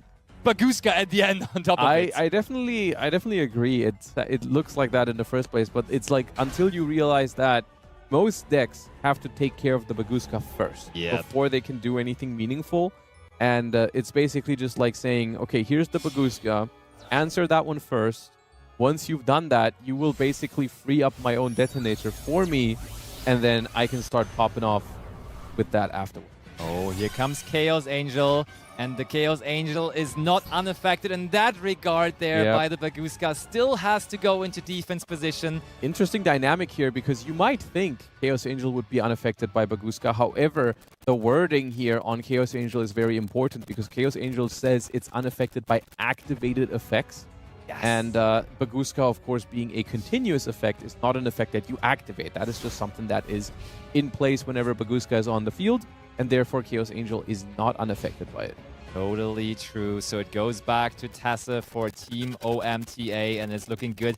And I think now in the standby phase, we detach the material from the Baguska, and now first move in the main phase that's is always, getting that that's always Baguska. what it is. You always switch that Baguska to attack. That's how you know they're about to convert that board into some serious damage here. Yes, and trust me, I've not done it plenty of times. I've been there before. I turned the, You switched the detonator into first. attack position, and it switched right back. And I was like, okay, I can't bring that back into attack position that turn anymore. The Detonator does a little dance. Yep.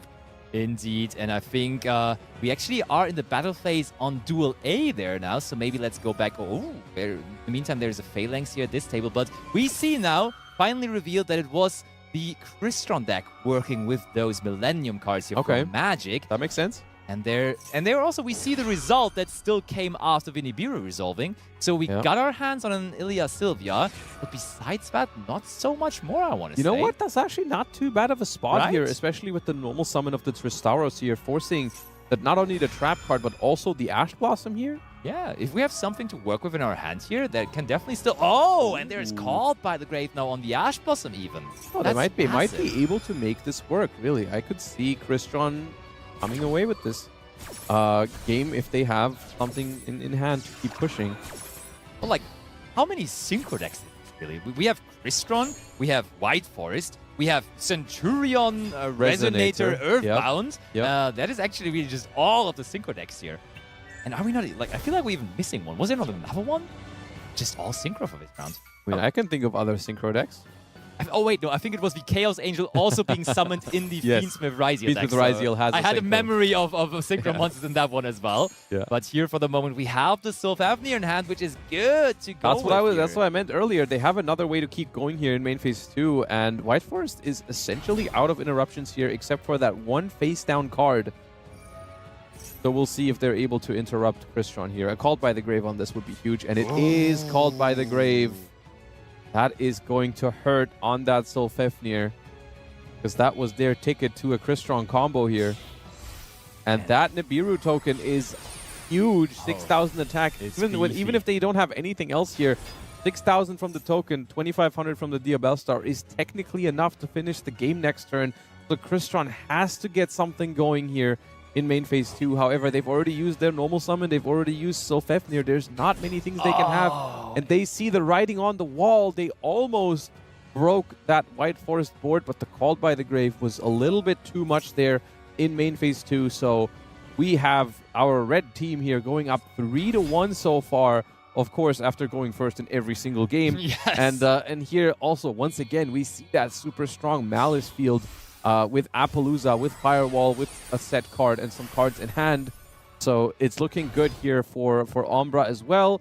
And then we also, of course, saw the Ryziel field here finishing the game. Duel C is about to end right there. Yeah, that looks like almost the final swing, I think. Oh, yep, direct tech table C also done. There we still have it. The last finishing sequence of Detonator going for game. And that means Duel B possibly will already determine the outcome of this entire match between these two. I mean, the blue team here is going to not only have to win this game, but every single game left in this match. If they win this game, they still have another 3 games left afterwards that they have to win every single one.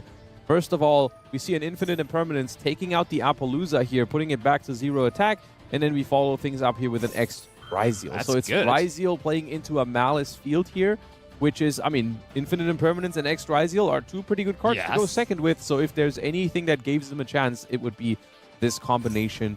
So the Firewall here is chained because they're forced to use it now. Otherwise, it's going to be negated by the Aggregator. That is true. And there is Maxi in the hand of Umbra, having that comfortable combo field backed up by one of the strongest cards in all of Master Duel. That is a tough one. And it does resolve as well. That is so massive.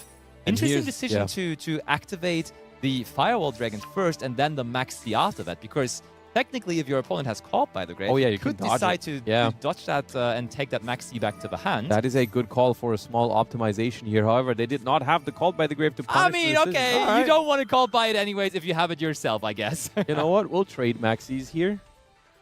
Now, here's the thing. We've seen it plenty of times. The Malice deck has one of the strongest follow-ups out of all the games in Yu-Gi-Oh! Master Duel at the moment.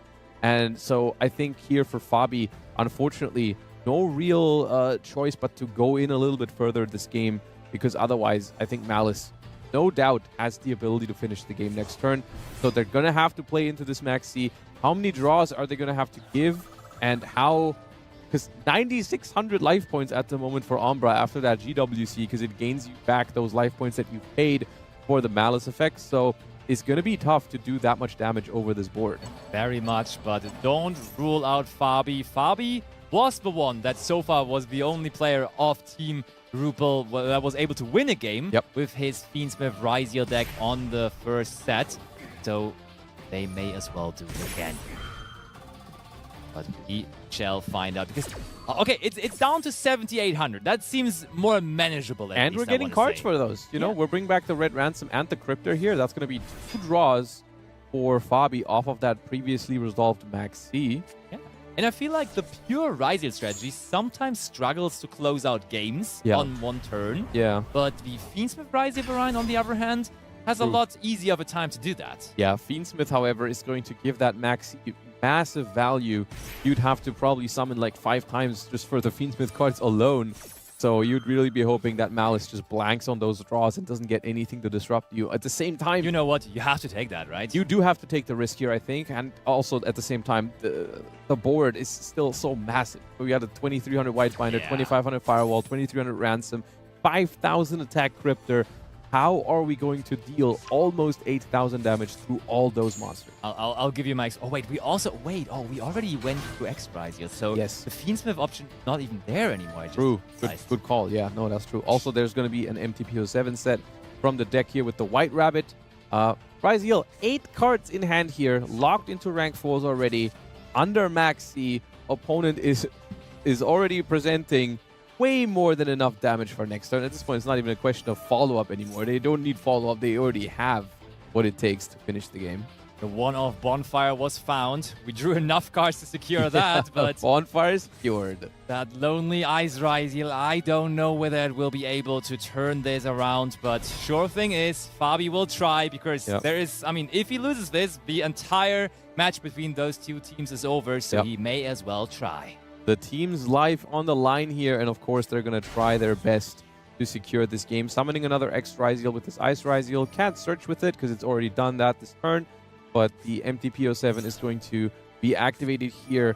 Ash Blossom on that is going to prevent not only the search, but also the banish here. Yeah, and I think the important part here is Umbra really tried to make sure that that first rank 4 summon is not happening, because very often into a Malice field, you do see the Evil Storm Exciter Knight being summoned. Now, the thing is, with the Max being active, you do have to count a little bit and double check, but with how many cards Malice has, I think the Exiton still works here. They're going to have 7 cards in their own hand. Exiton has 8 total. No, they have almost as many cards on the field already. It would work, but is that the option we want to go for? Because, again, no damage. No damage, No damage, and you're under Maxi, and Malice basically has all the follow-up in the world. But I'll be honest with you, I think winning the game this turn is not an option.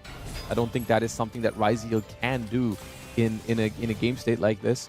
So we are going to go for the Exciton Knight. We're going to try to destroy the whole board. We're going to lose it to the Cryptor, because that also gets a banish here.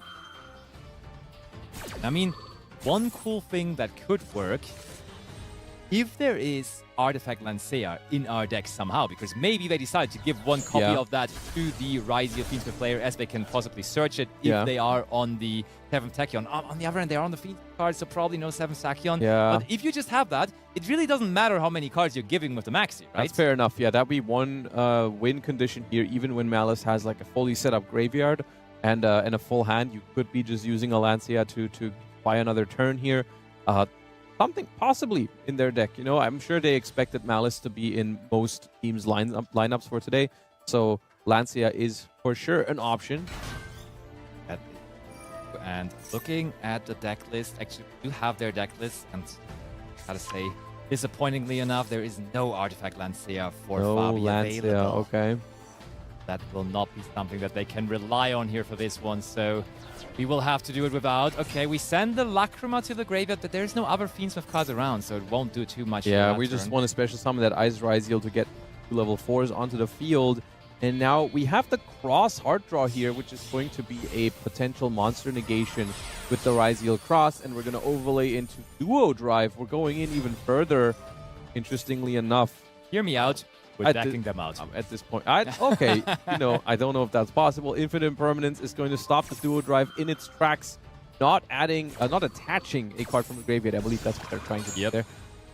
However, even a negated Duo Drive counts as a Ryziel Exceeds for Ryziel Cross, so that is still going to be a negation. Also, Ryziel Cross going to be able to draw a card here.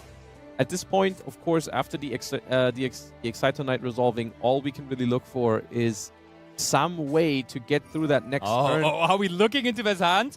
Show us all you got there. All the 1, 2, 3, 4, 5, 6, 7, 8 cards that you have. You know what? Maybe. Oh, maybe we're drawing? Maybe. At this point. We are drawing, yeah, we're indeed. drawing. Okay. Because, I mean, what's the point of looking at their hand? Just show me that you have everything already, and I'm going to take one from everything, which probably still leaves you with basically everything, so... Maybe it's just like free impulse, free effect Veiler. Never know. Okay, what's that? That's a March here, but we are also under Max C here, so... Yeah, I think that March here you're actually draws. not unhappy about, because also most of the things in the graveyard have already activated their effects to return from the banished pile, so... Just let that March Air happen, take the free card, and then run over it? I don't know. That's fine. Yeah, and even if they do banish something that can activate in the banishment, you can still then, after getting that draw, negate with the Rise Your Cross. So exactly, yeah. Good that point. is definitely something I feel like, as you say, Fabi is really not too unhappy about. Yeah, and they do let it go through here as we see the priority pass over. March Air banishing another March Air, which is going to be just like, you know, drawing the opponent a card. March Air back to hand, so they don't lose out on the March Air. It's just going to be a new March Air in hand for them. We could have negated, though. We could have ruled out the March Air there by just using the Rise Cross, but we decide not to go there. I think they're a little cautious maybe of an Appear, the Primal Being here, which would... I think what they care about most... We did not attack over it, though. Did not attack the March. Did we were in main phase 1, weren't we? Yeah, we were definitely in main phase 1. And I think the way Master Duel is always displaying it is it's asking you, do you still want to go, or do you still want to leave the main phase? And maybe they were a little too quick, and then, oh yeah, it was the end phase that we actually were intending to go into. I see. Okay, that's unfortunate. And now immediately turning that March Share into a Lingo Rebo, making sure that if there possibly is the Ryziel grab card set, that we can deal Here's with the thing, there's still, like, because Ryziel has 6 cards in hand, this turn could get a little messy still for Malice, even though they have basically everything they could ask for in terms of follow-up. They have all the Malice Link monsters in the graveyard already, so banishing anything is always going to put huge threats onto the board. Like, for example, this White Binder here is something that you're almost forced to negate it with Cross, because that's going to lead to so many cards on its own. Absolutely. So the Rise Your Cross effect now was resolved. So that means for now, for at least apparent interruptions, Umbra free to go from here on out. But with those 6 cards in hand, as you just said, there is plenty of things to still be expected here, I think. But first of all, that Marcher comes on the field. Cryptor wants to come back now as well. And as soon as those big link-free Malice monsters are on the field, it's really dangerous for any deck going off against it, because we can just turn that into an Access Code Talker quickly. Also, I mean, the 4900, or if we get rid of the Duo Drive, 5,000 attack points on their own are so strong already. And we just go into the battle phase. Yeah, that makes a lot of sense. Yeah, we are not even bothering summoning 5 times because we don't want to deal with any Nibiru the Primal Being, potentially. So, Hard Scriptor in the battle phase is going to non-target banish a card on the opponent's field. We are going to choose the Duo Drive, which means we have enough damage to go in for 8,000 damage. We can protect from a set trap card with the Linger Rebo, and since we are in the battle phase already, there's a limited amount of things they can do about it. Yeah. I love how the Fiendsmith mate is going off there against the Fiendsmith deck here, but it is the Malice strategy closing out here for Team OMTA. Oh, okay, the Honorable Crossout Designator. They drew it off of the Maxi eventually. They needed it earlier to stop the opponent's Maxi. Didn't get it.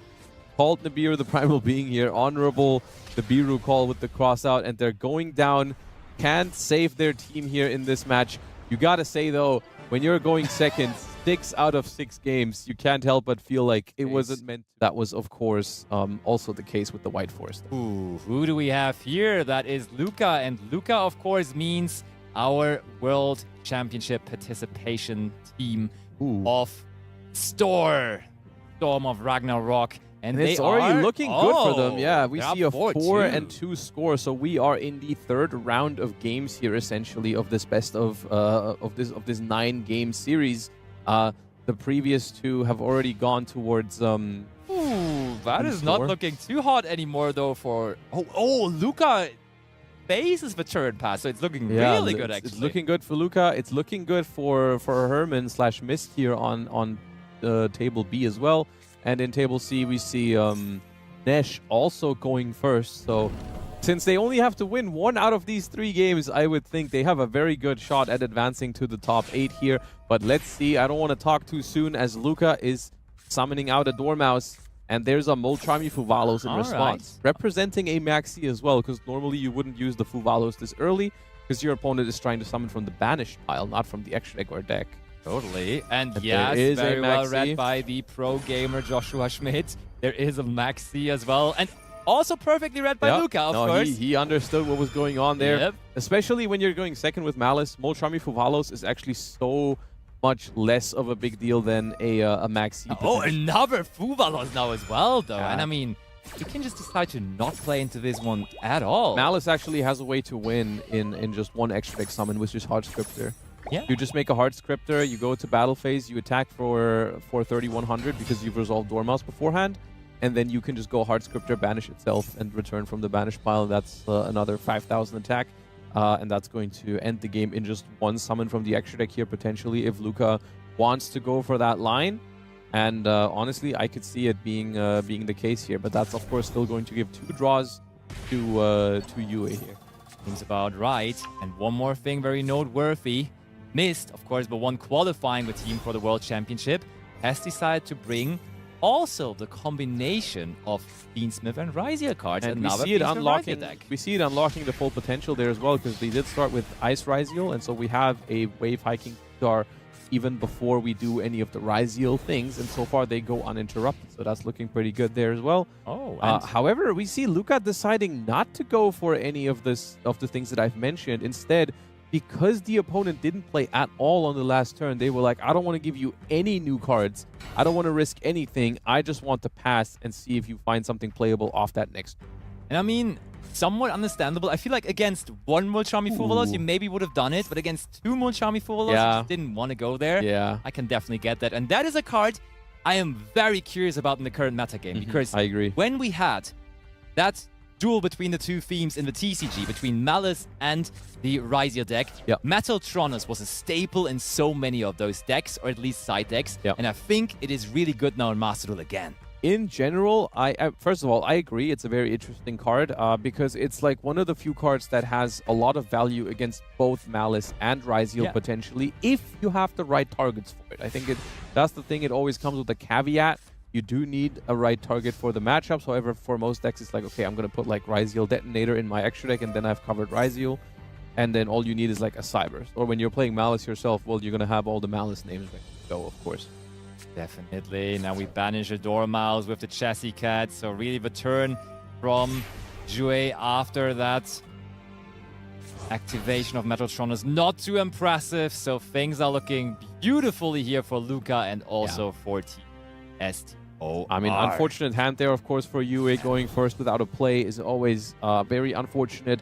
And I think Luca here already has enough damage to finish out the game. Doesn't have to do anything super fancy here, to be honest. Can, of course, do so, because there's no cards left in hand for Yue, so you don't have to play around anything like Nibiru the Primal Being or anything of that sort. So if you want to, you can keep comboing here.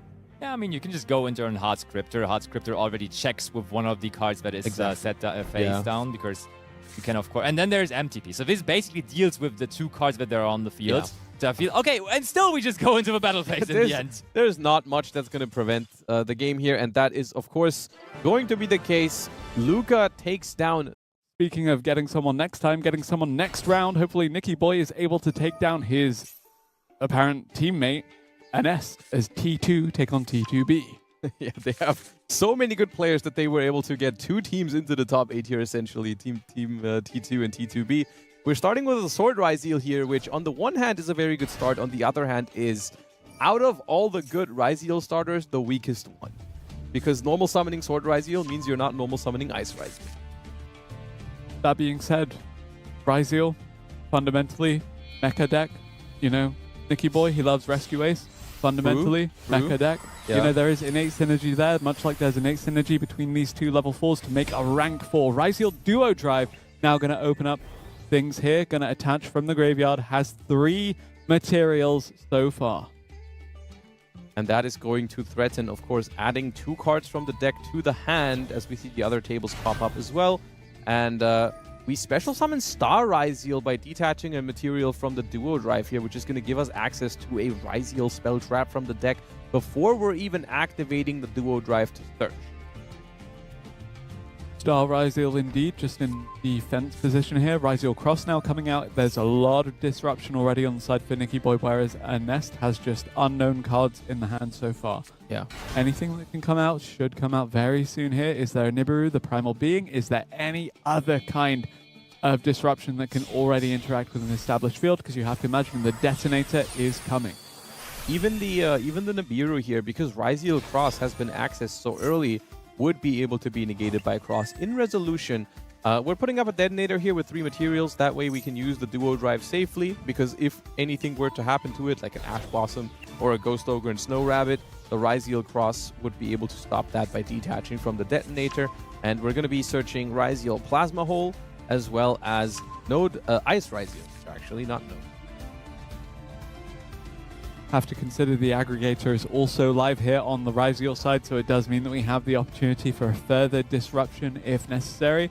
Ines staring down a pretty scary field so far, as Nicky Boy as well has managed to replenish his starting hand to a full 5 cards, thanks to these effects resolving without a hitch. Now, speaking of effects resolving, we see in the bottom corner of your screen in Dual C, Cross Sheep now coming out. Memento, the one you talked about beforehand. I think that is the deck that plays Cross Sheep at the moment, so I would expect that to be the case there. Or Ubel, but Ubel could, yeah, you know what, good call. Could be a Ubel deck, but there's a Memento fusion. I don't. Okay, think no, I don't Ubel. think that's Ubel Yeah, anymore. That's not Ubel. Hey, they both play Super Poly too, but yeah, at the end of the day, looks to be Memento, and that, you know, we are seeing the Malice, we're seeing the Ryzeal, we're seeing the Memento, looking like we have a very, very fixed top 3 decks in the format right now, as we do have Baguska, the Terribly Tied Tapir, number 41 of your Xyz numbers, actually going to turn everything to defense mode here and negate all of the effects on Nicky Boy's side of the field, but it's okay for now. Oh, a Pot of Desires off of that Ryzeal Cross. It's going to be a tough one to overcome this board here for Nest. We've got Baguska, we've got Detonator, we've got 2 face downs, we've got Ryzeal Cross to negate a monster effect. We have 3 cards in hand. However, full hand of 6 here. What deck is it that we're going second into this Ryzeal board with?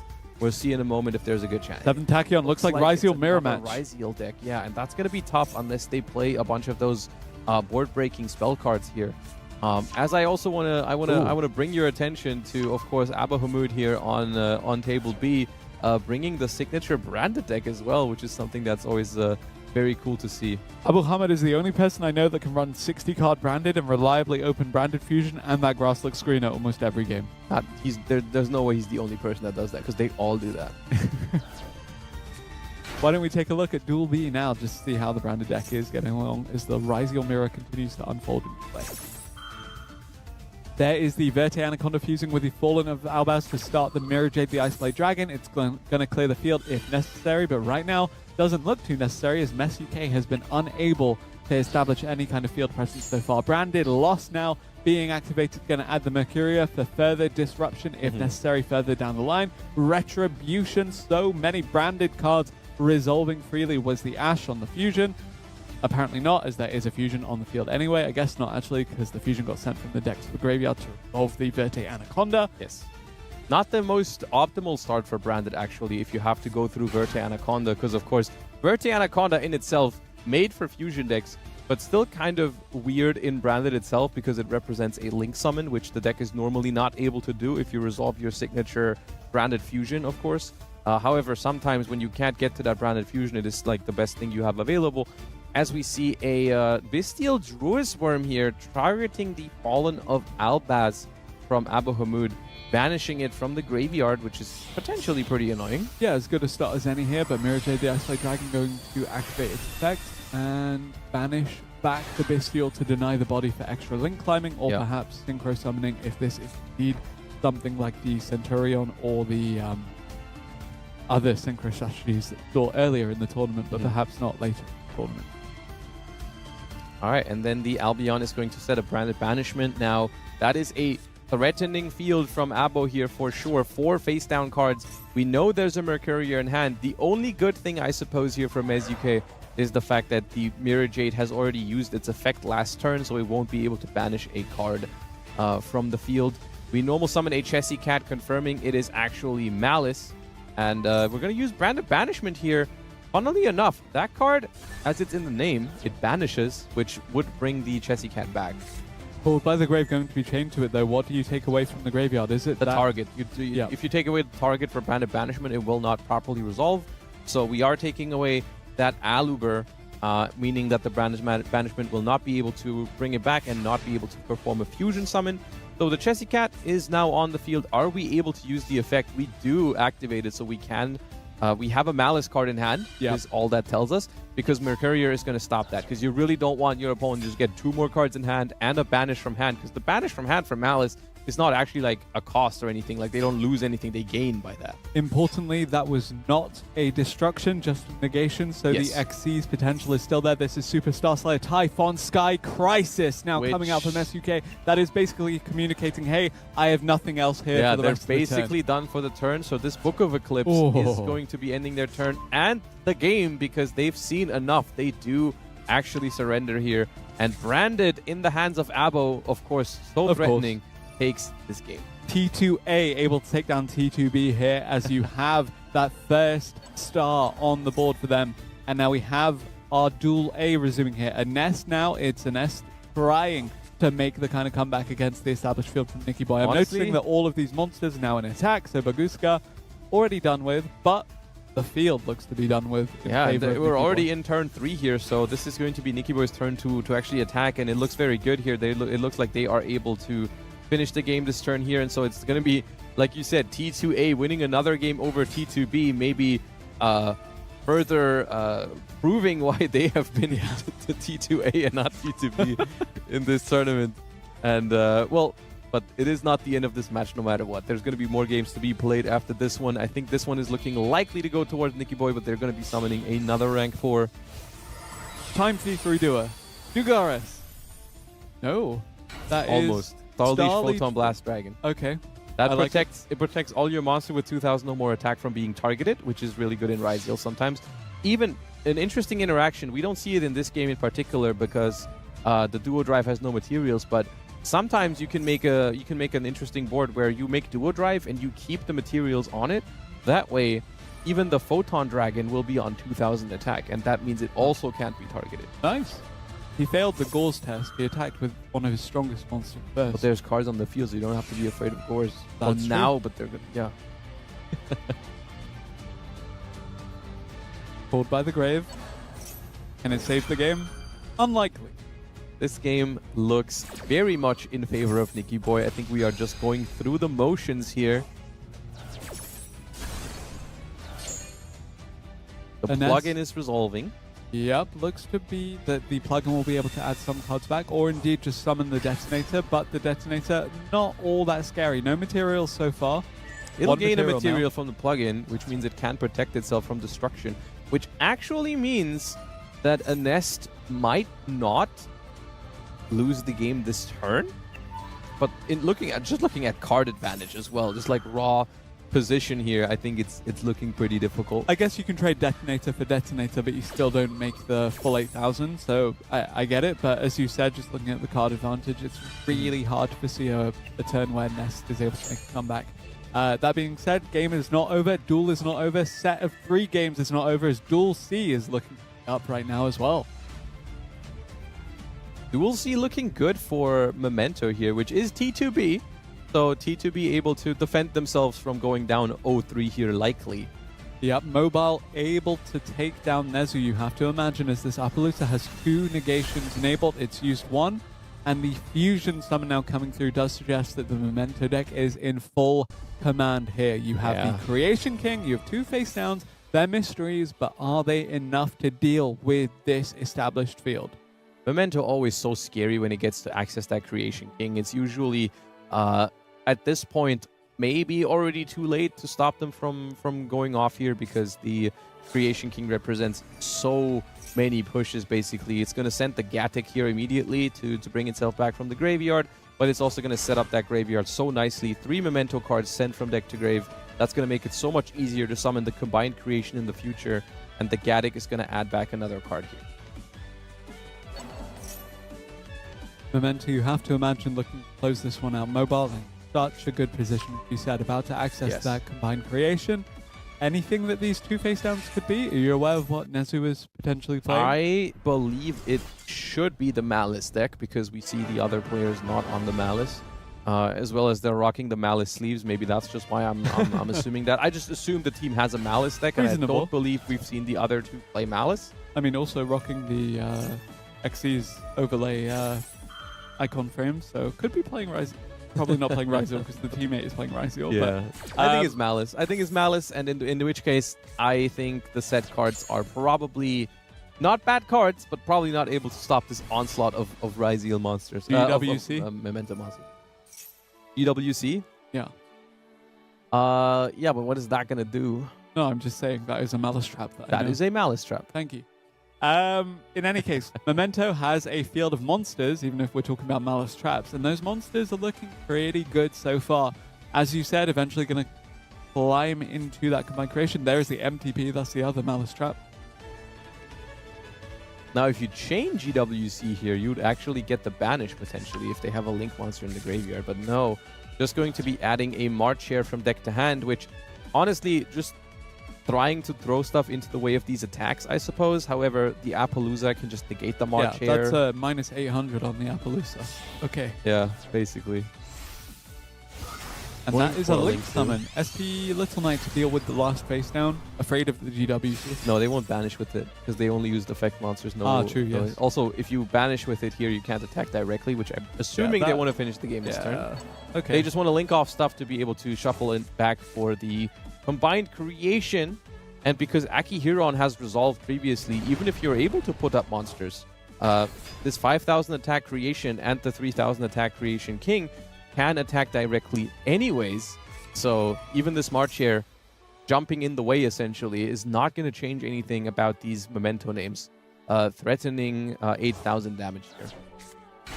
So they actually just let it happen. They don't mind. They just let the March here hit the field. You have more than enough attack, and maybe even the Akihiron was able to resolve and therefore allow the two big Mementos to attack directly.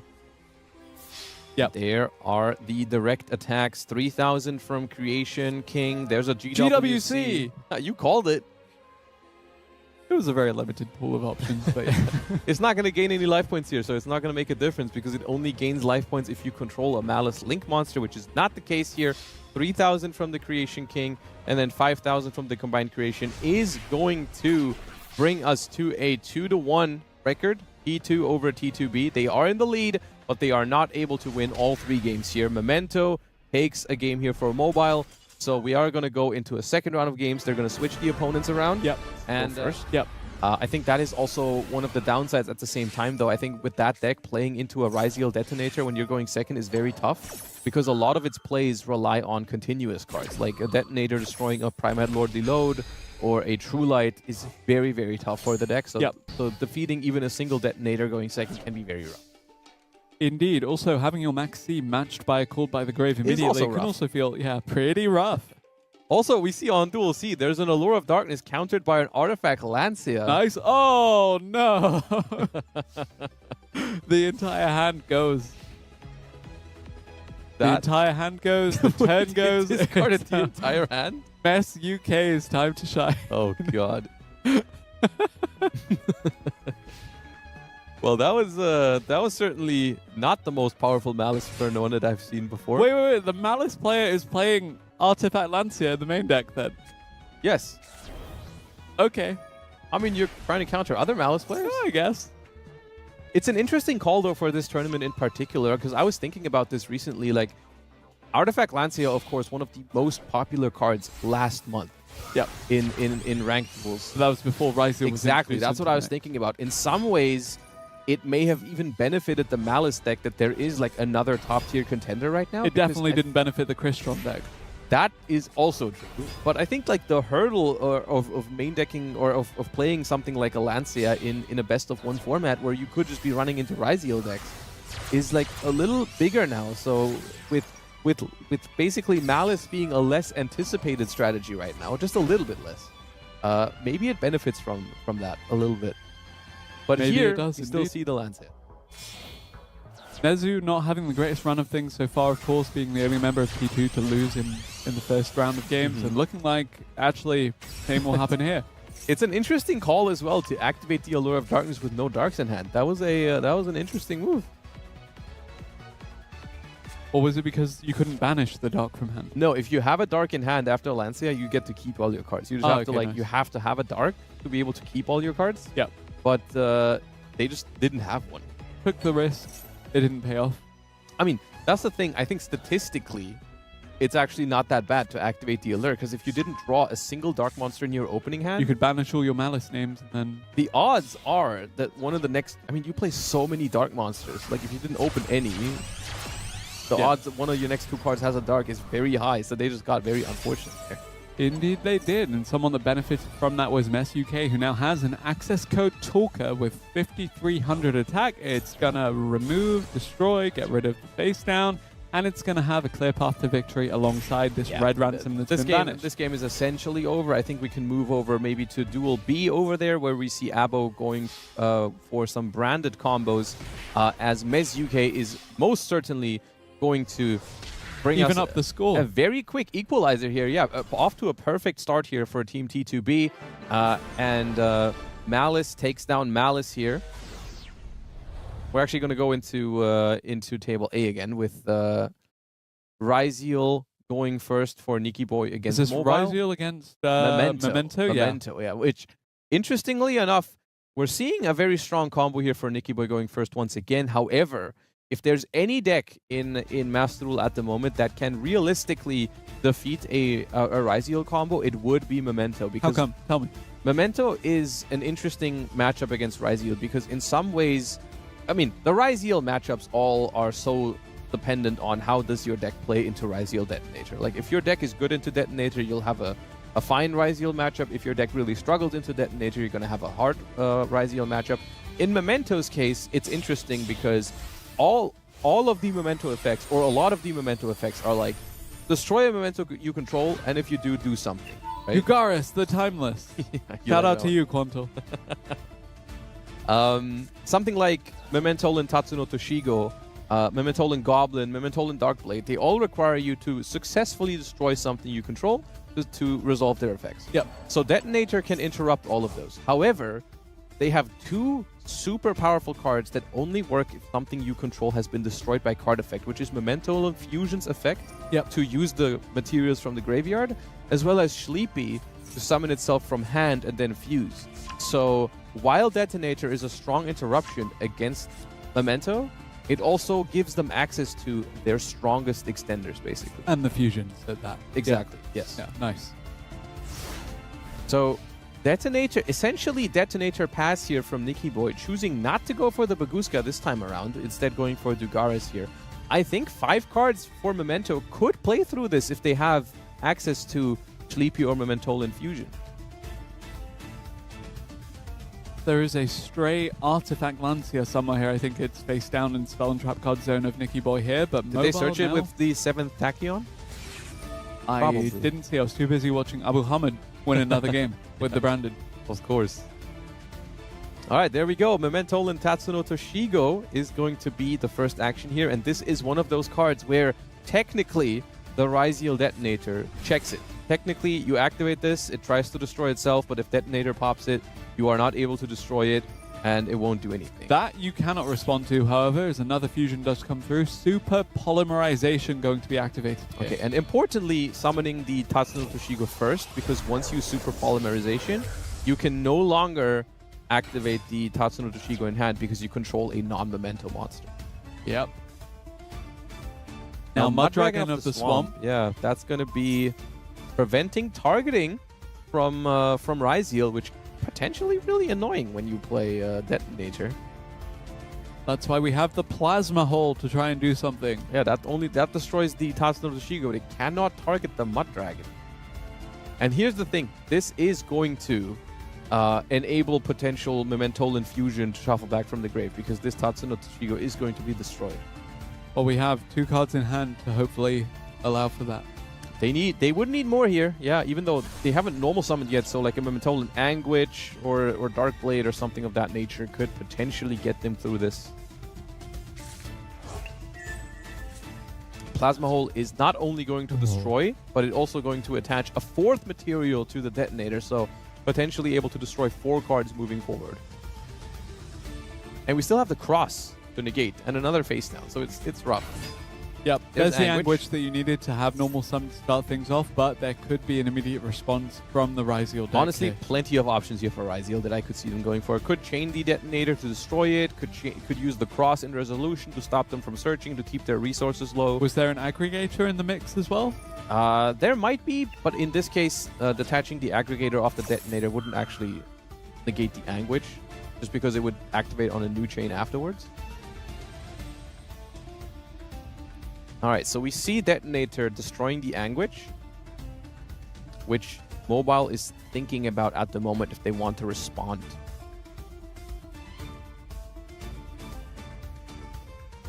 What could they respond with? Well, they definitely have the Mud Dragon as a possible respond, even though that wouldn't do anything in this case. Yeah. Because it does not retroactively prevent the targeting, because the targeting has already happened.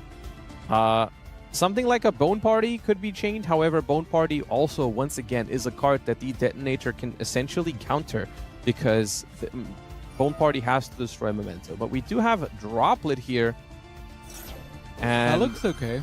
that is not going to be enough, because Ryziel Cross can still negate the Anguish in resolution, which basically means that we are done for the turn. Because they now know all the cards they have. They know there's nothing left in hand. So even though this detonator is going to be negated, it won't be able to destroy any further cards. But the cross just negates the Anguish now. Yeah. And then even if you have a Mud Dragon now. The Mud Dragon can attack the detonator, but Ryziel is looking very, very fine here for the next game. And that means I'm pretty confident in saying that I think this means T2A is going to go up 4-2 over T2B. Basically, both of these sets of 3 games have been 2-1 in their favor. Yep. So Looks far. to be the case here. Unless something very unexpected happens here.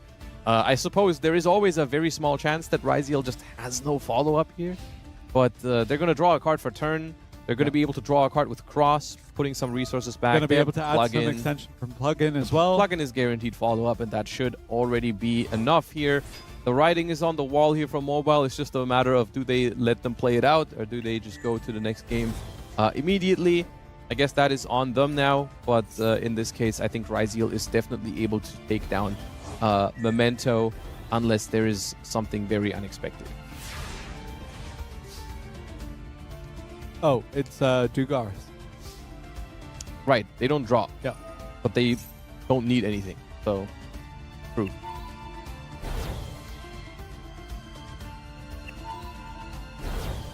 Detaching twice of the duo drive, so instead of drawing a card per turn, they're just adding 2 Ryziels from their deck to their hand. Nice. Already 2500 attack on the field. Ice Ryziel is going to be normal summon to summon one from the deck. And I think at this point it is just a matter of time until they have assembled enough damage to attack over this Mud Dragon of the Swamp and then directly for 8,000.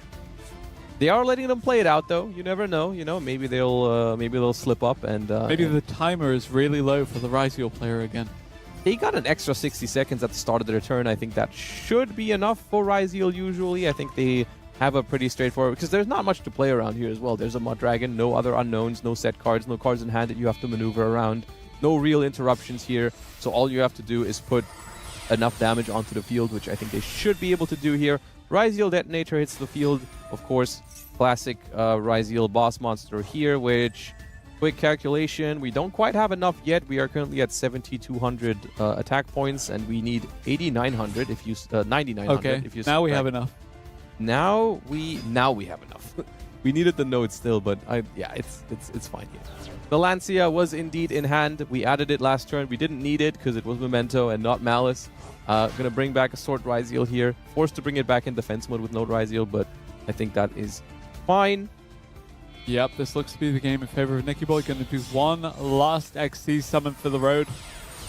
And T2A is going up 4-2 over T2B. Light Dragon at Ignista. Destroys the Mud Dragon. Moves into the battle phase. Way more than 8,000 here from Nicky Boy. And that means, once again, we are going into we're not done yet. The match is not over. T2B is not out yet from this tournament. They have a chance to come back. However, being down 4-2 before the last round of games here is going to be very tough because they cannot slip up. It feels in a way, it feels like an extender as well, because like getting that banish turned into a special summon it's essentially, you're not banishing, you're not losing a card from your hand. It's like draw 2 cards and then put a card from your hand onto the field, basically, which is really powerful if you think about it. There we go. As we see it again, speaking of Allure of Darkness, will we see another discard of the hand? SUK, hoping not. Nicky Boy was thinking about the response here, potentially. What is it? Ash Blossom, maybe, that you can chain. Something you also very commonly see with the Allure of Darkness is people chaining their Maxis immediately because they don't want your opponent to draw into like a Called by the Grave to answer it. And we do Ash Blossom the Allure of Darkness, hoping that they do not have a further play. I think the extra face down was indicative of the fact that SUK really didn't want to lose whatever was in hand. It could also just be a Malice Trap, though, because you're like banishing a Malice monster, and then when your opponent has like Effect Belly, you want to have your Malice Trap set already. White Rabbit was already in hand here from SUK. Normal Summon, going to give us access to MTP07, which we're going to immediately activate by banishing that White Rabbit, which of course is going to return to the field essentially immediately. By face down as GWC. You think so? You calling it again? I think so.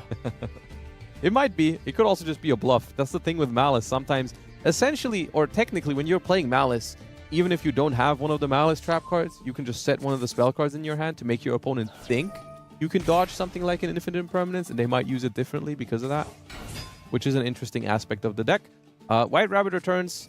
March here in hand is going to be activated, banishing the MTP07 from the graveyard, which gives you 2 monsters on the field, and usually the next step in this combo is going to be Splash Mage. To be able to bring back one of those monsters from the graveyard to go into the first win. You remember the good old days of Splash Mage into Trigate Wizard and all of that? Yes. Were they good old days? I think so. Nibiru, the Primal Being, certainly a mainstay of that time too. Ooh, okay. Nibiru is strong against the combo that is just White Rabbit, because the combo that is just White Rabbit would essentially pass to this. However, we do have a Max C here, which is, I think that's an indicator that SUK really wants those cards now. Because normally you want to save the Max C for the next turn, but here we are, I think, desperate enough for those extra cards, because otherwise we would just be passing the turn. And we are passing the turn indeed. Ash Blossom plus Nibiru is enough to end the turn here from SUK, putting Nicky Boy in a very commanding position here if we have a starter in hand to actually take down Malice another time in this match. And that would already mean a top 4 for Team T2. 7th Tachyon now a great extender for Nicky Boy here, if indeed he can continue to follow up on the Nibiru token and the face down. What you have to imagine is a Malice trap, but there's no Malice to banish to resolve it. Oh, actually, it's already been set. You so could use it now, but the Malice traps, the thing is, if you don't have a Link monster on the field, none of the Malice traps actually represent a disruption. So that's the case here. Also, the 7th Tachyon is very good here because it lets you add Ice Ryzeal. I think it's worth noting when we see the Nibiru here that cards like that have a little bit of a downside in Ryzeal sometimes, because X Ryzeal specifically requires you to have only level 4s or rank 4s on the field in order to search. So if we just had an X Ryzeal here, it would actually not do the combo for Ryzeal. Yep, things seem to be heating up in Duel C as well, as we do have a direct attack actually come through here. There's trading back and forth. It looks again to be a Malice versus Ryzeal matchup, but on the other side. And it looks like, once again, Nezu here, no play with Malice. And the funny thing is, this is only the 2nd worst start that Nezu's had in this series, because this one at least he got to keep all the cards in the hand, but this time around, are they cards he wants in the hand is the question. Oh. Set a 3rd card. And the thing is, last turn, Ryzeal was not able to play through this. Now, do we have another level 4 monster to keep pushing? It's so intense, because you know if one of these games goes the wrong way, the match is essentially over. Like, they have to win every single game here for Team T2B. Otherwise, it is over. It's looking good in this one. I think Anest is ahead here. The Droll Lockbird is likely going to buy another turn unless it's negated. Yep, frustrating to deal with, but not a game breaker in any sense. It is particularly strong against 7th Ascension, because 7th Ascension is a spell card that the Ryzeal deck only plays to add 7th Tachyon from deck to hand. Yep. So you're essentially searching for a card that searches again. Exactly. So you've interrupted them at the point where before they could even get started. Exactly, right? Like, if you compare that to something like, let's say, Bonfire, where you activate Bonfire at Ice Ryzeal. If you get Droll and Lockbird there, sure, it's annoying, but you at least have the Ice Ryzeal already that does something. Whereas in this case, it's just you have a spell card in hand that you can't use this turn. I forgot that Fualos is actually a level 4 as well. That's so a big deal. It's a big deal for Ryzeal Ryzeal decks. Yeah, there's a lot of scenarios where you just like randomly normal summon a Molcharmy. Like, for example, a very common scenario is you will start with X Ryzeal, which is a special summon. Your opponent will be like, okay, I'll use Impermanence, hoping you don't have another Ryzeal to keep going, and then you just normal summon a Molcharmy and make Ryzeal Duo Drive, because that does not require Ryzeal names. But this cannot make a Detonator is the interesting part, because Detonator is requiring you to use Ryzeal monsters to make it, which, interestingly enough, leaves a nest with fewer options on what to make here under this Droll and Lockbird. Duo Drive or any of the rank 4 toolbox that we have available here, and actually it will be one of those Castel, the Sky Blaster Musketeer. I think we're trying to go into a Zeus here, because the thing with Duo Drive is under Droll and Lockbird wouldn't be able to add anything, so it's also not something we can go for. Yep, looks to be the Zeus indeed. An Xyz monster has been able to battle, and it will indeed be Xyzed off into Divine Arsenal, a Zeus Sky Thunder. We're not using the effect yet, even though there is 3 face downs that we could clear with it. We are first waiting to see if Nezu draws a play here, because of course last turn they didn't have one. Another Allure of Darkness. Do you remember when people would use like Santa Claus to guarantee the Zeus? Because you'd summon Santa Claus in defense to your opponent's side of the field, then you'd be able to attack with any Xyz to guarantee the battle. Yeah, Pearly would do that a lot. Yeah. All right, we see a Ash Blossom on the Allure of Darkness, but we have a Crossout Designator to stop that, so the Allure will go through. Don't discard. Okay, we have a Banish. We have a Banish, otherwise the hand would already be gone. I like this because the Crossout Designator also thins the deck to guarantee that you don't draw one of your other Ash Blossom. Yeah. Makes it likely for those draws to be just a little bit better and draw those Malice cards that you're looking for. Thinking about the Banish here, not clear-cut apparently as to what we're banishing, indicating that we have multiple Dark Monsters as well, and just from the amount of time they're taking to decide what to banish. Unless they're playing a mind game and only have maybe one just dark. hoping that one of the other duels ends in their team's favor before before you have to make a decision. It's such a difficult decision that you're like, I'll wait if someone else finishes this match for me. Speaking of this match potentially finishing, let's take a look at Duel B, because that looks to be a clear field and further it is link in fact finished. That is going to take a whole lot of pressure off the other players here, because I believe Team T2 is now guaranteed a spot in the top 4 of the tournament, defeating their fellow teammates also from T2. Yep, Duel A seems to have ended. Abu Hamid is not needing to... There was only 2 branded decks, and one of them is now in the top 4, only 2 matches away from winning the tournament. Before we jump into the top 4, however, we have more top 8 matches to cover, and in this case, we are taking a look at World Championship representatives Luca, Herman, and Nesh here, as Luca is currently performing a Malice combo against what it looks like the White Forest player we've already seen earlier in the top 16. But this time around, not looking too great for White Forest. Does the OMTA player 3 have no name? They're just player 3. Okay. Well, player 3, again, as you said, yeah. White Forest, really commendable, you know, bringing the synchro strategy up to speed, the Azamina components as well, but the Fiendsmith aspect of this deck suddenly not available because both engravers aspect is are gone. going. Yep. The White Binder doing the thing that is so powerful about it, the fact that you can split between banishing your own cards and your opponent's cards here. Of course, we are in main phase 2 already, so the game isn't going to end this turn. However, with no cards in hand for White Forest here, it looks like they just won't be able to break this on the backswing next turn. I just don't see it happening for White Forest when there's already a hard scripter on the field with a non-target banish. The Deception is gone now. Yep. We are going to summon Whitebinder from Banished. We're going to draw another card. We're going to keep Link summoning.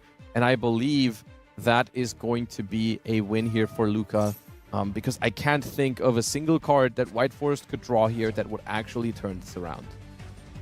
And will this win be enough to secure Luca's team the progression through the tournament? Yeah, we don't know the exact score at the moment. We're working it out to see what how the previous games have gone, to see exactly who's ahead here, what the situation is. But this game is definitely looking good for Luca. Yu-Gi-Oh quiz. Was Storm of Ragnarok the set Max C released in? Yes. I see. Everything comes full circle. It does. All right, we summon out March here. Wonder what we're trying to end on. This is always the thing with Malice. Some players are trying to end on Terahertz. Some players are happy with the Firewall Dragon. So far in today's tournament, we've seen the majority of players end with Appaloosa and Firewall Dragon. Yeah, that makes sense. Yeah, the Terahertz, I think the main argument against the Terahertz is actually not that the combo isn't strong, because it is very good. However, it just takes more extra deck space, because Terahertz alone is not enough. You need more cards to send for it, like the D-Save Worm, which makes your extra deck less flexible. And we see Luca here go for the Firewall Dragon as well. You might think, oh, this is tough because it's not pointing anywhere, but once you put the Whitebinder there, it's going to be co-linked. Yep, and then it can indeed look to close this one out for Luca. And in fact, if Luca wins this, that is already going to be the match. It's currently 4-1, as you can see at the bottom there, for Team STOR, which means that if they win this game, if Luca wins this game, they win this top 8 match in the second set. They don't even have to go the full distance to all 9 games. They just go 5-1, which means no more comeback potential for the opponent, so you don't have to play the third set. LZ is as good a start as any here, however. Going to be banished for Cryptor. And that might already be enough, honestly. That might be Looks like it. Everything they got. Normal summon has been used, end phase, and I think Luca is going to secure the top 4 here for Team STR. Of course, always a favorite when these 3 enter a tournament together, and once again, proving that they're going to be a worthy challenger at this year's WCS. But for now, what they're going to be focused on is today's tournament, and next up for them is going to be the top 4. The Fiends with Requiem thrown in the way here is not going to be enough to stop this attack. And so Malice takes down White Forest and moves on to the top 4. Well played by Luca there to take Store to that. To dominate worlds. It's a successful formula for sure, as we do have a coin flip loss, maybe being a not so successful formula for this one. The immediate send from the extra deck. It is X'd Ryziel here for Matrix on PG. PG looking good so far, just in the sense that they won that coin flip, but losing the other 2. You know, we mentioned how Malice, Ryziel, Memento, these were the decks of the format. All of them love to go first, so the coin flip can be very telling at times. And also Duel B, even though the coin toss was not won by Team PG, there was just a pass by Mist. The Malice deck once again couldn't produce anything there on the first turn. So maybe that X Ryziel is going to mean exit for Team Ragnarok here, because that start looks promising for Team PG here instead. Oh, and Droll Lockbird resolve, but when you already have multiple Ryziel monsters in your hand, that means you can still definitely, at the very least, go for Ryziel Detonator. Yep, there we go. Sword Ryziel going to join the X Ryziel on the field and going to join the X Ryziel in the graveyard. Actually, not in the graveyard, sorry. Rather underneath the overlay unit of the Ryziel Detonator. Yes, and there is now the Mariologic Aggregator being a material as well. So I think the Droll and Lockbird still did a decent job here, because we couldn't go through the searches of Sword Ryziel and also not the Ryziel Duo Drive. So it will only be the Detonator here to overcome. And Luca and his Malice deck, I think he has overcome stronger fields than this. So let's see how he's going to tackle this one here. Shout out to Matrix for being kind of on brand with the rank 4 Baguska, the Terribly Tied Tapir, as the dual mate of the Ryziel. I feel like Matrix has been playing Challenger Cup since Season 1, and I think he has always used that Tapir. So it's finally his shot to also actually play it in the deck that he's Life bringing. finds a way sometimes, you know, Yes. and Ash Blossom finds a way to run interference on this Malice strategy here. We have the immediate disruption committed. We have Luca stopped in his tracks, and we have, importantly, the disruption and the destruction still live on the Ryziel detonator, but Metal Tronus now coming out. Oh, Metal Tronos can be huge because sometimes you just tag that Ryziel detonator and you actually use that one spot, and that means we're going to banish both of them face down here. Only ending on detonator means everything on the field here will be out with that single Metal Tronos. You see Artifact Lancia as the tech against the Malice deck, and you see Metal Tronus make a difference against the Ryziel, but no banish so far. Actually, yeah, we have decided against that because we don't even really need to banish it here anymore, as it will still be negated through the Metal Tronus, and we rather want to just have another monster ready to be linked off with our, of course, link strategy. So I do definitely understand that. Thing being here, though, the aggregator is still underneath the detonator, so if we find a good spot to activate the detonator now and just detach the aggregator, that could still cause some problems, but we shall see whether Matrix can find that good spot to use the aggregator. Oh, hold on, is that the moment already? Feel like it is. Could very well be. The Malice in Underground is live, but will it last long? Actually, it will, because the Jessie Cat is going to be the target here of this disruption. I mean, this is pretty good because now the Malice Dormouse will be summoned, and the moment it is summoned, it's not activating its effect just yet, but before it could even activate its effect, it's already negated by the aggregator. The dangerous thing with this, though, is you can just link off the Dormouse, and if you have another way to bring it back onto the field, you still have not used the effect yet. So negating it on the summon doesn't necessarily mean you're going to be safe from Dormouse for the rest of the turn. Indeed, you'll get the extension, you'll get the extra cards, and you'll get the ability to continue to play through as much as you need to. Now, taking a look at Duel C, it does look like there's a clear field on one side still, and it does mean that we have actually seen Nesh on the Memento deck start to establish some kind of presence here.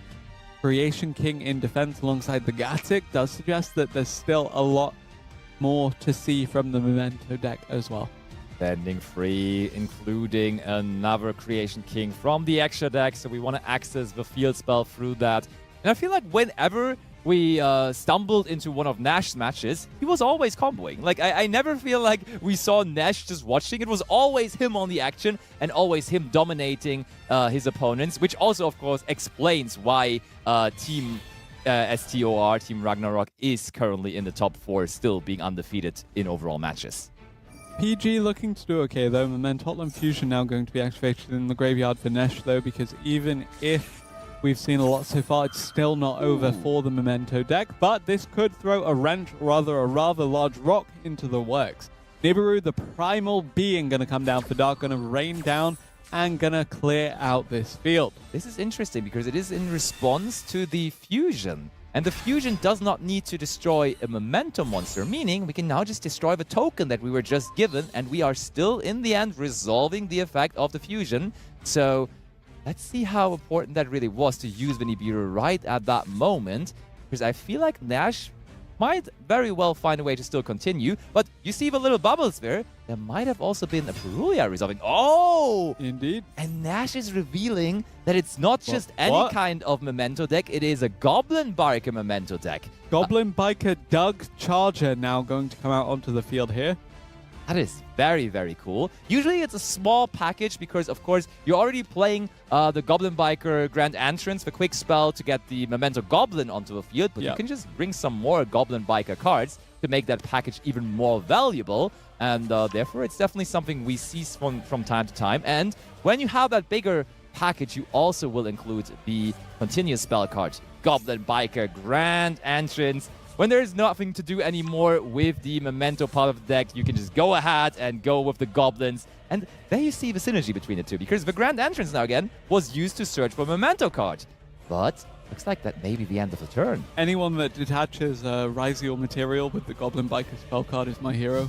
I'm just going to say it now. Yeah, I mean, Duck Charger could do that for you for sure. That is definitely something that is very good. But overall, we see Duel B actually being finished there. And I think that is a win for Team STOR there. So the big favorites are already up a game here. Looks very much like it. Meanwhile, Duel A and also the table here from Nash still competing, but it also looks pretty good on Duel A, gotta say. But PG, that Nibiru did more than I actually on the first look thought. It really stopped Nash from what he was trying to set up. And now, what is the deck even that Dark has brought? Is he also the Memento player of the team, or is he bringing something else here? Surely enough, the Hatchhawk, the mate, is already waiting, but I don't think it's going to be a synchron strategy here necessarily that we're about to see. But we are considering it heavily. No effects being used in the draw phase. There were apparently some options. Oh, and he is the Malice player of the team, and he finds the most prominent normal summon of the deck, being the Malice P Dormouse. Yep, and do we have any kind of disruption here for the Dormouse, or is it just going to resolve, and are we just going to see the Malice deck do Malice things? Have an extra body in the Nibiru, but the Book of Eclipse now going to come to flip everything face down. That's nice, because we, in the other match, were talking about the fact that when you negate the Dormouse on its summon, if you can still get it back to the field later on, it will be able to activate its effect again.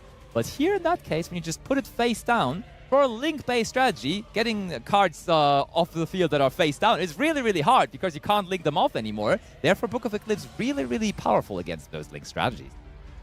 As we can clearly see here, and speaking of successful link strategies, at Duel A, I think we brought our opponent down to 400 life points there, but that's not quite enough just yet. Matrix still hanging in here. Luca was not able to finish it off. Oh, okay, activating Fuvalos here. Wait, has one of those monsters maybe not even attacked yet? The battle phase? Yeah, I could see it, because they're definitely not going to end on Access Code Talker, so maybe they were afraid of them going into an SP Little Knight, so you wanted to prevent that. But Matrix will get another turn, and the Red Ransom is no interruption on the field. The Access Code Talker is neither, so I've seen Ryziel come back with one card before. For sure. It is possible. Can Matrix pull it off here with only those 400 remaining life points? I'm always being nervous when I see those red numbers there on the top of the screen, your life points being so low, or the timer also blinking. Do you not feel alive, like in Dynamorphia, you know? So you have that, right? When you play Dynamorphia, you actually need that kind of blinking on the screen there for you to be happy. But no, I'm more so nervous when that happens to me, really. But here in that moment, Matrix will need to be calm enough to find a line to still get the job done here. Important to contextualize that this is going to be the difference maker for PG, because regardless of whether or not they win, they still have one more match to play before they can say that they've qualified for that Paris Spectator Pass. Malice in the Mirror now going to come through. Extra Ryziel going to be chained to, but it still looks okay here for the Ryziel deck. We have a one level 4 monster on the field. X-Ryziel is not going to give us another one now, but if there is another one in our hand, that might still be very handy. Thing though being now the Red Ransom coming back, and now we're also probably just going to banish another Malice monster as we do there. That would probably be White Rabbit, and then White Rabbit can give us access to MTP07, which then once more is just another way, another interruption to deal with those. Yep, because you have the Malice links on the field as well. It does mean that these Malice spells and traps are able to run the interference that you need. Absolutely. Malice and Underground going to be added to the hand. It is still Matrix's turn, however. It is, but Matrix realizes there is more and more now coming his way. That MTP07, though, can technically be countered by Ash Blossom and Joyous Spring. It's one of the interruptions from the Malice deck that can be countered with that card, but there's also now, just on top of all of that, the Max Thief from Luca. Can Matrix now find a way around that? Also powerful, also dominating card of the Master Duel landscape. Meantime, I think, 7th Tachyon. So we had access to more engine here on Matrix side, but 7th Tachyon is great because it adds consistency to the deck, but it also means you are kind of taking a negative trade as you are searching a card, but you're also losing the 7th second. And then you also have to sacrifice another card from your hand, meaning the card we searched here, the Ice Rising, is the last remaining card, our last remaining push. And if Luca finds an answer to this, it will be hard. Looks okay so far, however, as the onus has moved back to Matrix. Can the Ryziel deck find something to keep them in this game? Luca is still looking through his deck with the help of Max C for a further disruption from the hand. Absolutely, Sword Ryziel with another surge here. And Luca is only on 5,300. So if we can just bring the Malice deck down to something below 1,000 life points, then maybe we don't even need to finish the game here this turn, because that can sometimes also be our win condition. There is no... Okay, we've drawn enough, says Luca. We have found our Droll and Lockbird, and we need to necessarily chain the Malice MTP07 to the Droll and Lockbird, because to get the actual we can't search anymore. Resolution. And now we will banish one of those level 4 monsters off the field. And in the process, we do get a March here as well.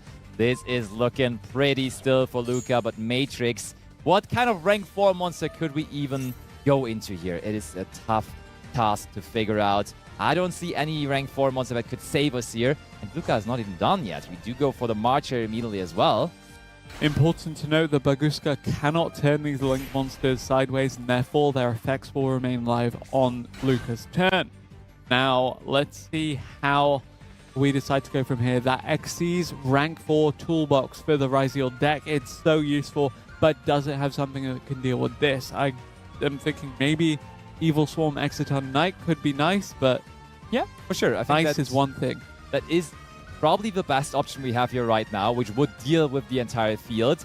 Still, problem being, of course, Luca has follow-up in his hand, and that means there is nothing else but the Exciton Knight to overcome, and therefore I feel like it might be our last resort and our best shot here. I'm doubting, though, that it will be enough. But Matrix, considering his options right now, I mean, if you go Baguska, it will immediately be destroyed by the Exit Talker next turn, so I don't think that's ever an option. So you probably will have to rely on the Exciton Knight, at least destroying something here. Yep, and let's see. The Ryziel still deciding whether or not to go into the extra deck. I imagine the timer is ticking down pretty reliably too. Definitely is. The combination of the life points blinking and the timer blinking, oh my.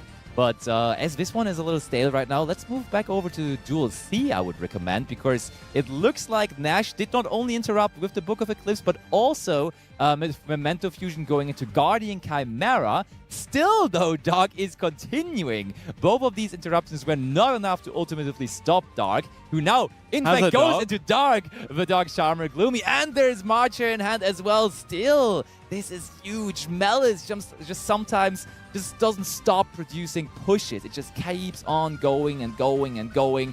And Dark finds another example for this right here, right now. Yep, gonna get one extra body off the Dark Charmer Gloomy from Nesh's graveyard at that, and is able to further extend with this.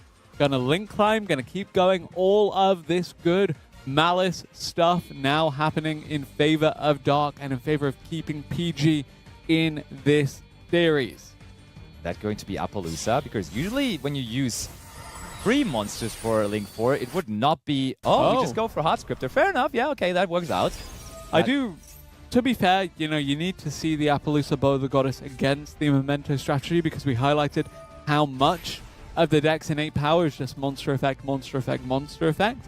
And running Disruption like that is really difficult to deal with. So I imagine Dark will eventually climb into it, but right now, opting for the more aggressive, right now kind of play. I mean, speaking of aggression, we do have a battle phase here this turn, so I feel like going the aggressive route could really pay off here with us possibly just winning the game here on this turn, which would be so impressive. Seeing that Malice P Dormouse is still set there on the field, but we just didn't mind it and we just keep on going. Now the Hard Scripter is going to banish away that Guardian Chimera, and now with the Hard Scripter plus that set Malice Trap card on the field, I think we are already lining up more than 8,000 points of damage here, because that Hard Scripter will come back with a lot of attack points. Hold on though, Sleepy will be able to send something from the deck to the graveyard. There is no Gaddick anymore that we can send though, so that is not going to end up producing a monster on the field.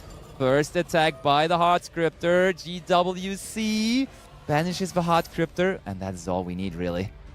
Impressive stuff here from Dark. You not gonna lie, that is really, really huge. That was really, really good to come back, honestly. Like, off of the single Nibiru, the Primal Being was able to snowball that advantage into just complete dominance here and bring back this series for PG. 1-1 on the board against Ragnarok, one of your World Championship representatives. PG not going down without a fight as this Exciton Knight looks to do the same in favor of Matrix here as he looks to bring this game back. Ryziel plugin now used. 4 cards in hand for Luca, but 2 about to join the hand of Matrix.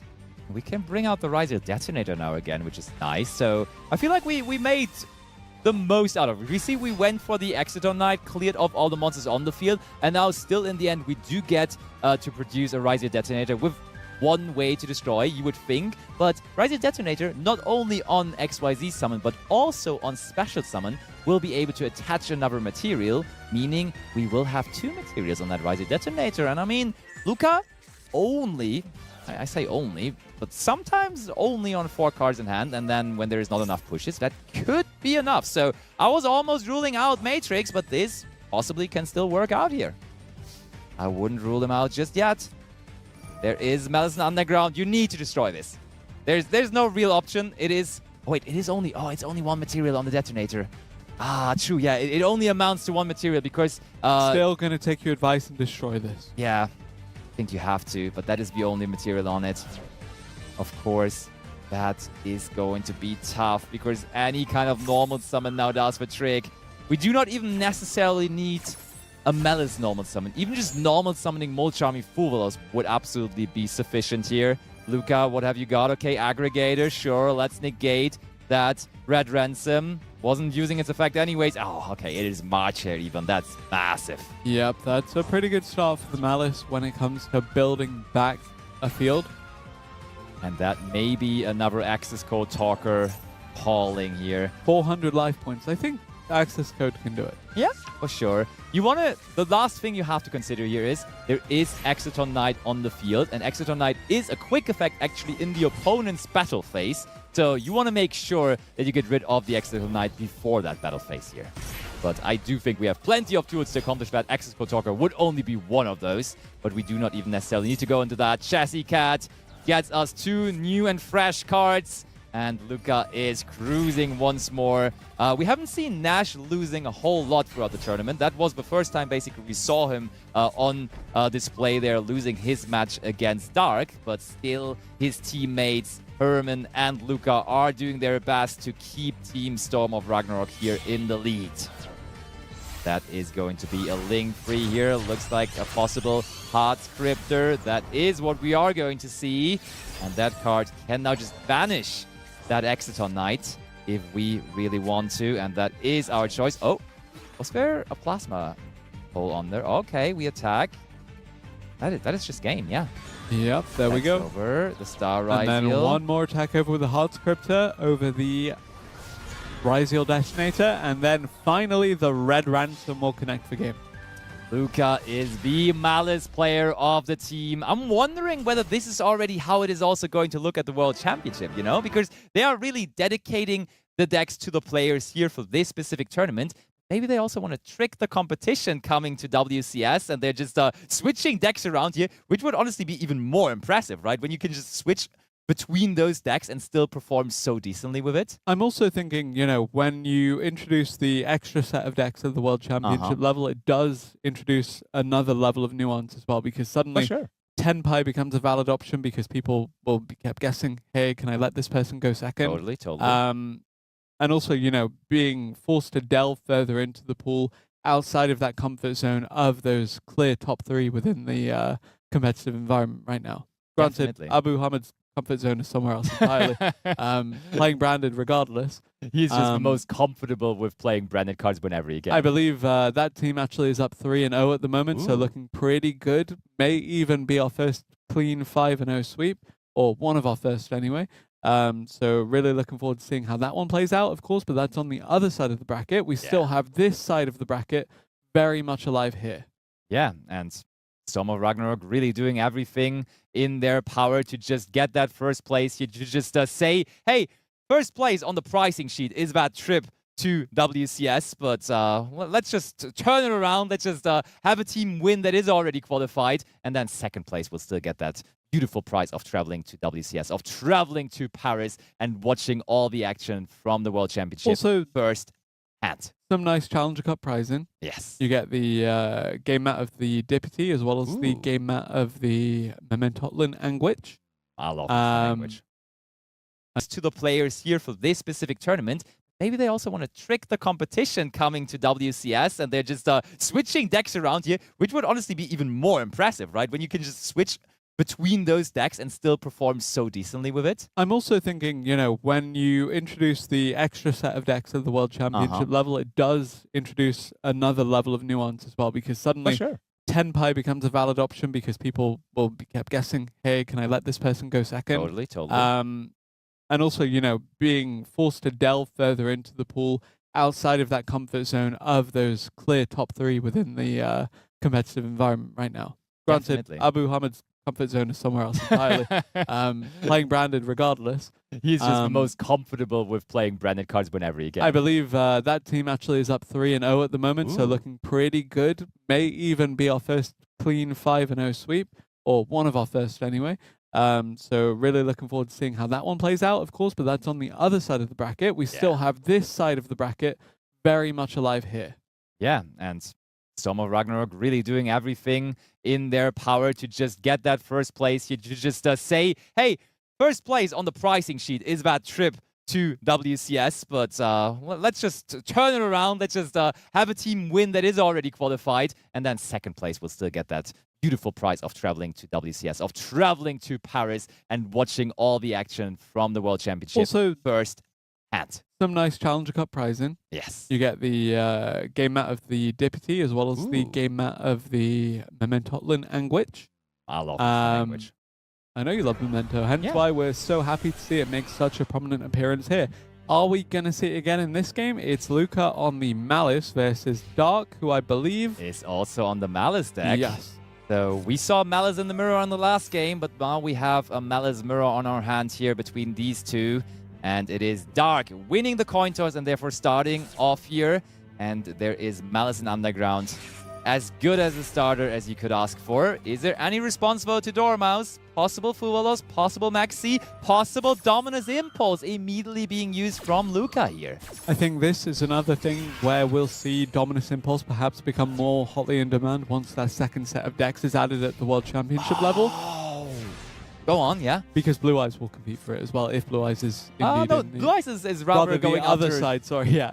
Rather going after Dominus Purge. Exactly, yeah, that, sorry, yeah. Blue Eyes loves light effects. But this is very well anticipated by Luca, because when the Malice deck starts with Malice in the Underground, oftentimes it is their only push, because usually they start with something else and then keep the Malice in Underground as a possible extender. But when they start with Malice in the Underground, it is very good to assume, or very easy to assume, that there actually is no further pushes. And as we can clearly see here, there were no further pushes. And turn is over to Luca, who sets 2 cards, who sets 3 cards. Yep, this is no Labyrinth deck. What are we doing here? Both of these Malice duels have unfortunately not had the most ideal start for either of them. Now, Dark, you've drawn an extra card. Is that enough to get a starter here? Is there the Dormouse, perhaps? Is there the March Hare? Is there anything? Oh my, it is a sad monster and another sad card. We have a total of 6 face-down cards now on the field. What is happening here? Top 4 of this very, very important Challenger Cup match. I think that's going to be an Effect Veiler.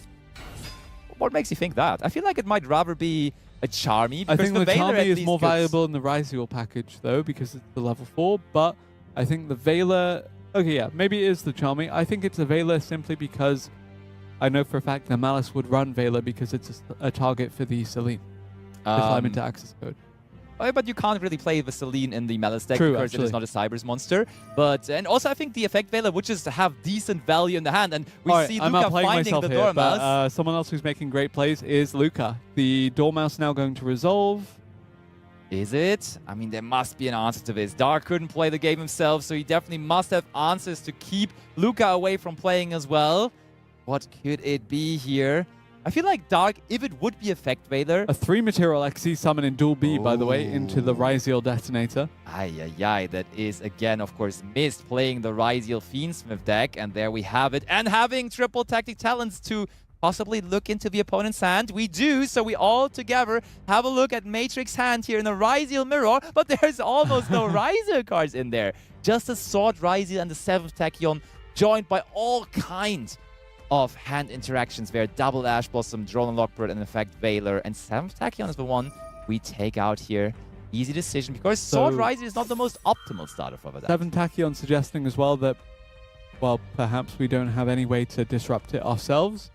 And therefore, yeah, just getting rid of that does mean Sword Ryziel, everything is relying on that. Perhaps indeed that effect Valor that we mentioned before is in fact in this deck and could be used to negate whatever is summoned here from Matrix.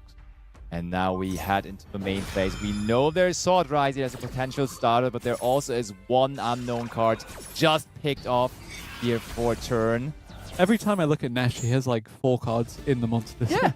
Yeah, I was saying that earlier. Nash, whenever we go to his table, is just comboing. I never see him watching. It's always comboing. But then, when we actually went into detail, oh, we see Big Kabonga. Okay, Dulcie, let's go. With the Big Kabonga starting the party here also for the Goblin Biker part of the deck. I love that card. The name alone, right? The Big Kabonga.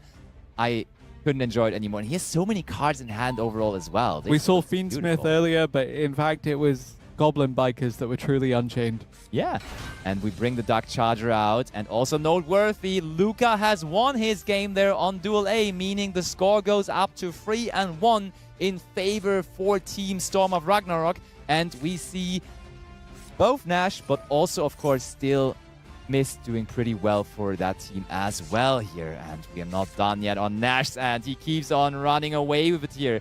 Still turn 1, but this already looks so strong here. We have 8 cards in hand for Nash, and the combos keep coming. We have a summon of the Dark Charger here.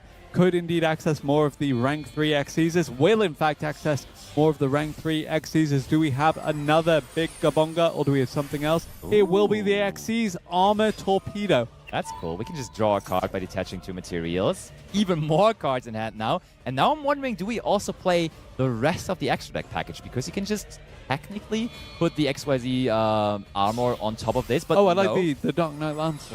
It's ultimately that one as well, yeah. But we do just use it to get rid of it together with the Big Kabonga. That's 2 rank 3 monsters, 2 Exceed monsters with the same rank. And that can go into Utopia Draco Future. That is Number F0, Utopic Draco Future. Really cool. Great card. I don't see it every day, so for those viewers at home that might not see it every day either, please elaborate as to what it does. Yeah, it's very strong because it allows you to not only negate a monster effect from your opponent by detaching a material, but also then afterwards take control of the monster that you were negating if it is on the field and therefore eligible to be taken. So that is a very strong interruption. And additionally right now... That is also an interruption, by the way, so great one to have there for Nash, the SP Little Knight making an appearance. And additionally, it is a way to play around the Nibiru, the Primal Being, which otherwise sometimes the Memento deck has problems to play around, as we also saw in Nash's first duel here of this matchup, because he lost to Nibiru on the first set. I feel like SP was everywhere last year, and I think that was a fair assumption to make in the Snake Eye metas. But moving into this year, we've seen less and less of it. Can you explain to me why this card in particular maybe took a backseat compared to the other extra deck mainstays? I feel like the extra decks for the top decks right now, being Malice and Ryziel, are just more focused on those actual engine cards. So in Ryziel, you basically only have Exceed monsters, as it is a fully Exceed based deck. Sometimes the 15th spot turns out to be SP Little Knight, so there is people including it. But just naturally, with you being locked into rank 4s very often with the effect of X Ryziel, you just can't afford to play that card because you rather want to have Exceed monsters. And in Malice, you still see the card because it can actually enable your plays as well. Yeah. But it's not very often part of the end field. That is very true. And now we go into another mirror match here. So wait, you have the exact same team lineups for those 2 teams. It is Memento, Ryziel, and the Malice deck for both of these teams. I guess that is a true test of skill here, as we do have indeed Ragnarok looking like the clear favorites, but it's not all doom and gloom PG.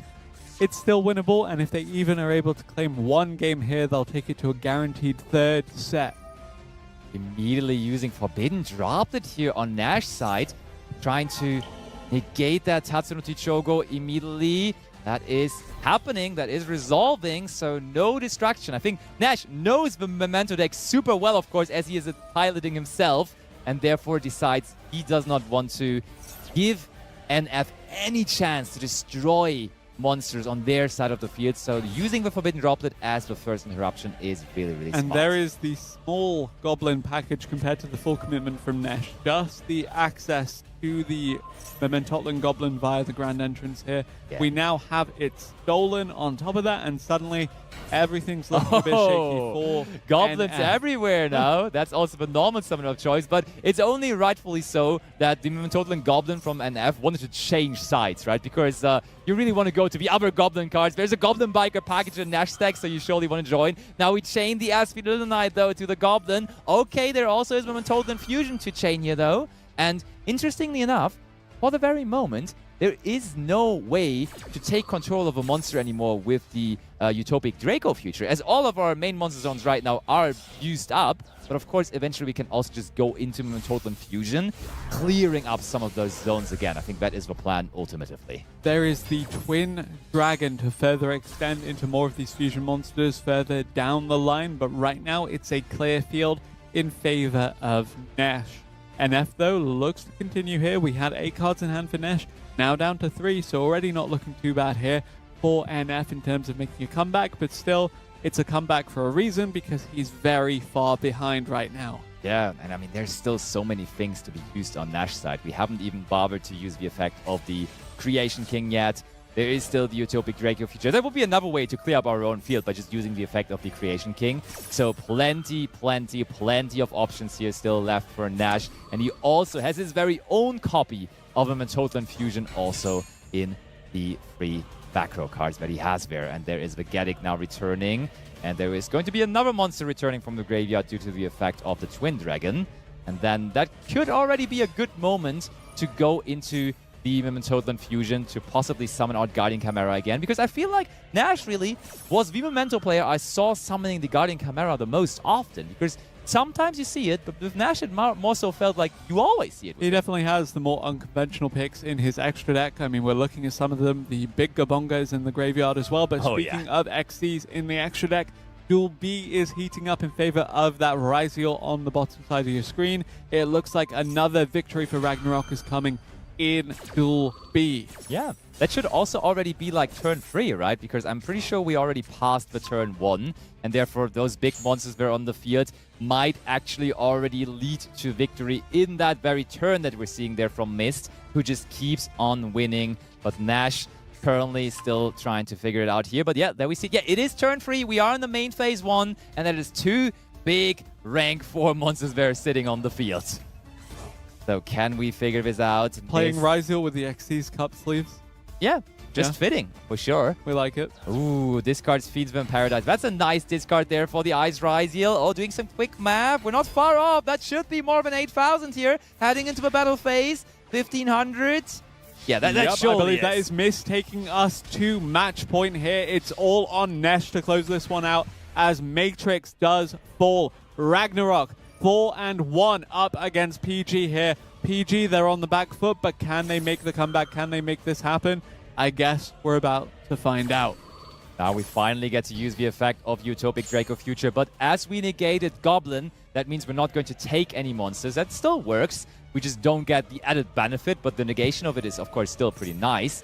That now, of course, since the combined creation is on the field, leads to that one activating, bringing back the Dark Blade. So still somehow NF keeps on going, but now there is the Bone Party, and please note there is the Horn Dragon on the field, and when Horn Dragon gets destroyed by a card effect, it will activate its graveyard effect certainly right after here, destroying 3 cards on the field, including 1 Memento card. So we go after our own Anguish, and we go after both monsters on the side of NF. Memento Mictlan actually going to be used as well, and there we have it. This should be it for Nesh, but game is not over quite yet. We still have some options. This is just so impressive. Storm of Ragnarok, they just win every game. They just fight every game. They always figure out the most ideal line, and they really deserve to be one of our WCS participant teams. I actually have just heard that the other team won 5-0. It will be T2 in the finals. against Like we saw earlier, or like we predicted earlier, we have two teams in the finals with Malice, Ryziel plus X.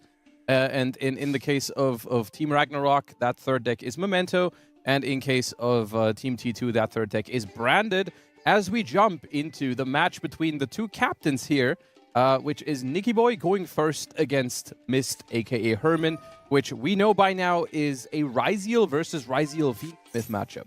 That is indeed true, and we immediately see one of the core differences between the two decks, because 7th Tachyon usually only is a card you include in the pure version of the deck, and I mean, we have seen Nicky Boy playing, and that is pure Ryziel. Oh, yeah, there is something to respond to the Ice Ryziel with, and there is Max. Okay.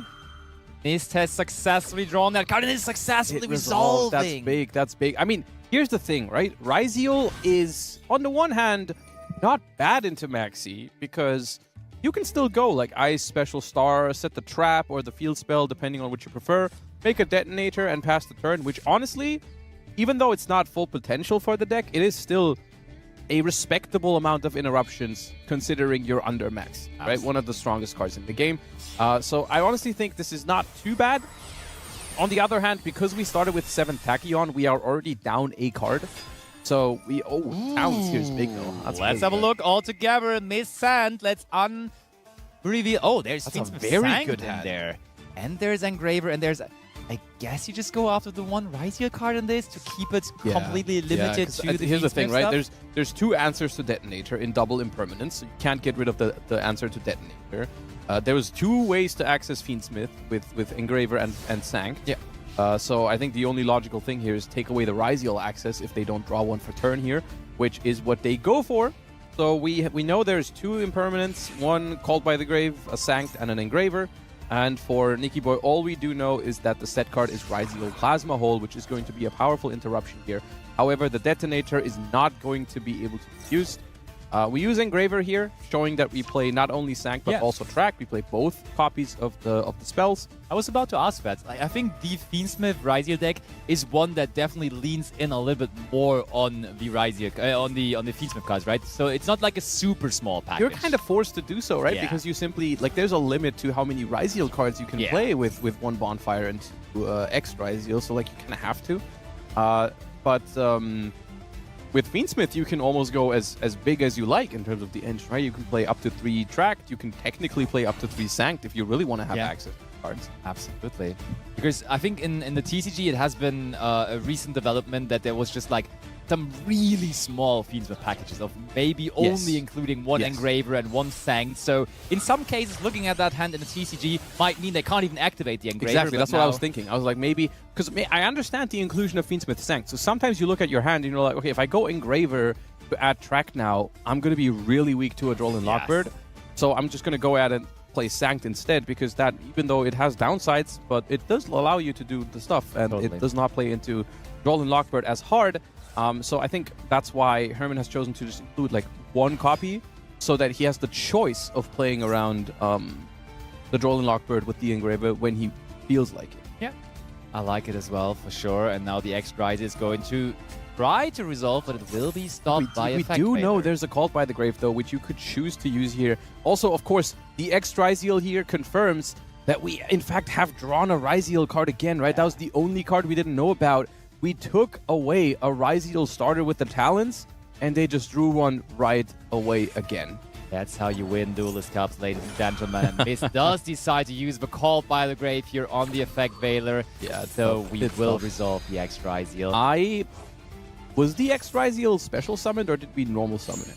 Good question. I couldn't quite tell. Because by normal summoning it, you would be not locked into rank 4s yet, which would be neat, technically, so you could still do some Fiendsmith stuff. And honestly, with the hand that we know Herman has, I think we might not need the normal summon. And there's the confirmation. That is a link summon after, and that is a link to including a Light Fiend, which always indicates going to Fiendsmith sequence.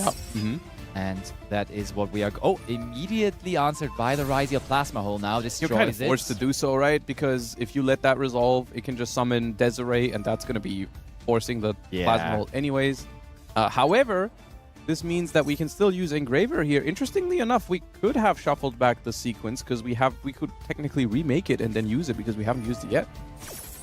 Ooh, and with chaining the Fiendsmith Sanct, as long as we still have no face-up monsters on the field, that can, of course, be used to produce a token. Meaning now, though, that if we somehow get back to our Ryziel cards, they cannot attack this turn. Exactly. As we can only Fiendsmith attack the Sanct light fiend has monsters. the drawback of not being able to attack with anything that's not a fiend monster. Oh yeah, not light fiend, but only fiends, you're right. All the fiends, yes. All fiends.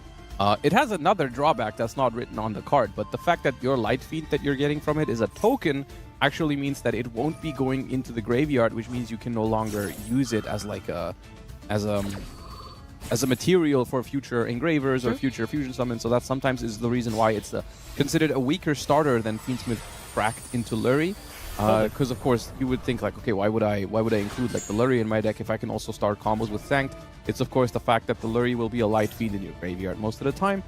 We see Fiendsmith Tract fusing in the graveyard now, which means the token and the engraver are going to turn into Fiendsmith Lacrima. That is indeed what we do. And while we have Ryziel on Ryziel action here at Table A, we do see really Malice running the show on both Duel B and Duel C. It's just on both tables. Malice went first and is just enjoying their life right now. So I guess that's only fair. Both of the Malice decks are looking to take a win here for both teams. Potentially, of course, the games have not finished yet, but if that would be the case, then that would put the match to a 1-1 with both Malice decks taking a game here. Of course, with Malice being considered still, even with Ryziel release, honestly, I think most players I've talked to still consider Malice the strongest deck in Master Duel right now. Everyone knows and understands that Ryziel is a good deck, and in a 3-deck format, Ryziel is definitely among the 3 best decks for most people. For sure. But everyone I've talked to agrees that Malice at the current power level is still a level above the Ryziel deck. Actually, hold on, Josh. That is a lot of damage, isn't it? It is. Look. This is enough, yeah. Wow. So we do not care about the fact that we do only have the ability to attack with Fiend monsters, because all we attack with is Fiend monsters, and that is the game here for Miss. With the inclusion of the Fiendsmith Agnum Day, of course, you open up a whole world of high damage turns for Ryziel. And look into what kind of a situation we've gotten ourselves into here. That is a Chainlink 5 Forbidden Droplet from Abu Hamud. And that is huge. I mean, if there's any deck or player that I would kind of trust to break a strong board going second, it would be Abo on Branded. Yes. Because, of course, with the Branded deck, it's no wonder that they didn't have any disruptions on the opponent's turn, because it's typically like 60-card deck. Doesn't even play a whole lot of those. Oh my. But you see those cards exactly in the deck often. We're off to a turbulent turn. I mean, you usually want to hold this for Branded Fusion, but finding Branded Fusion as a 2-of in 60 cards, of course, is not guaranteed. Oh, and that actually is enough. All right. Right as I said, if there's anyone to break that board, it would be Abo. We concede the game. We have another droplet into a Malice board, actually. It's funny how similar these games are, because Branded was trying to beat the full Malice board with a droplet. Now we have Goblin Biker, Memento trying to defeat a Malice board with Forbidden Droplet. We'll see if either of these players will succeed, or if the full Malice board is just too strong for both of these players. I will say the Troll is not helping the cause here of the Memento deck. However, I also think Memento in particular, I think, struggles into Malice going second, because the non-target banishes are so powerful against it. Like, even if you have access to a Goblin Biker Grand Breakout, a Memento Bone Party or something, because the banishes don't target, they can just karma situation there for Nicky Boy, because Nicky Boy was flexing before this finals. I am 8-0 in the tournament so far. I haven't dropped a single game, and obviously in the first game right away of the finals, I could have told you this beforehand. If you say this, you are gonna drop your next game. It's just, those are some. We don't make the rules. This is like when you've played a going first deck for hours and hours, and you're like, I keep losing these coin tosses. Let me switch to a blind second deck, like Tenpai or something. The rule is just you win the first coin toss. Yeah, that's just how it is. That's how the rules are. And there is now Maxi being ashed by Mist. Mist is really having a good day here today. Just defeated Nicky Boy, and now is ready to do the same to Abu Hamud. The Ice Ryziel as well. We talked about it earlier, how that is by far the best starter for the Fiendsmith Ryziel deck. Oh, yeah. And you don't have as many copies of this card as you would like in the deck, because you only have access to one Bonfire. It doesn't really matter when you just draw it. You know, just draw Ice Ryziel. Not that difficult. Very, very right. And we also see, I think, that Luca is actually going first for Team Storm of Ragnarok as well on table tough. C. That's but tough. he just got his Dormouse impermed, so maybe some hope there for his opponent for Team T2. Meanwhile, Mist just transforming those Riser cards into two monsters being away into Fiends of Requiem, so we get that engine going now right away. This, of course, courtesy of the fact that Ice Ryziel does not lock you into rank 4s if you normal summon it and use its effect. It only locks you, all of the Ryziels only lock you into rank 4s when you use them to special summon themselves from the hand. That is true, and now we can activate the effect of Fiends of Requiem in the graveyard, so I think the next thing to expect here would be these two to be transformed into the Necrocut Princess, but no, we go for the Engraver first. Can you explain why we sequence it that way? I always thought it's better to go into the Necrocut Princess first, but we see Mist not going that way around.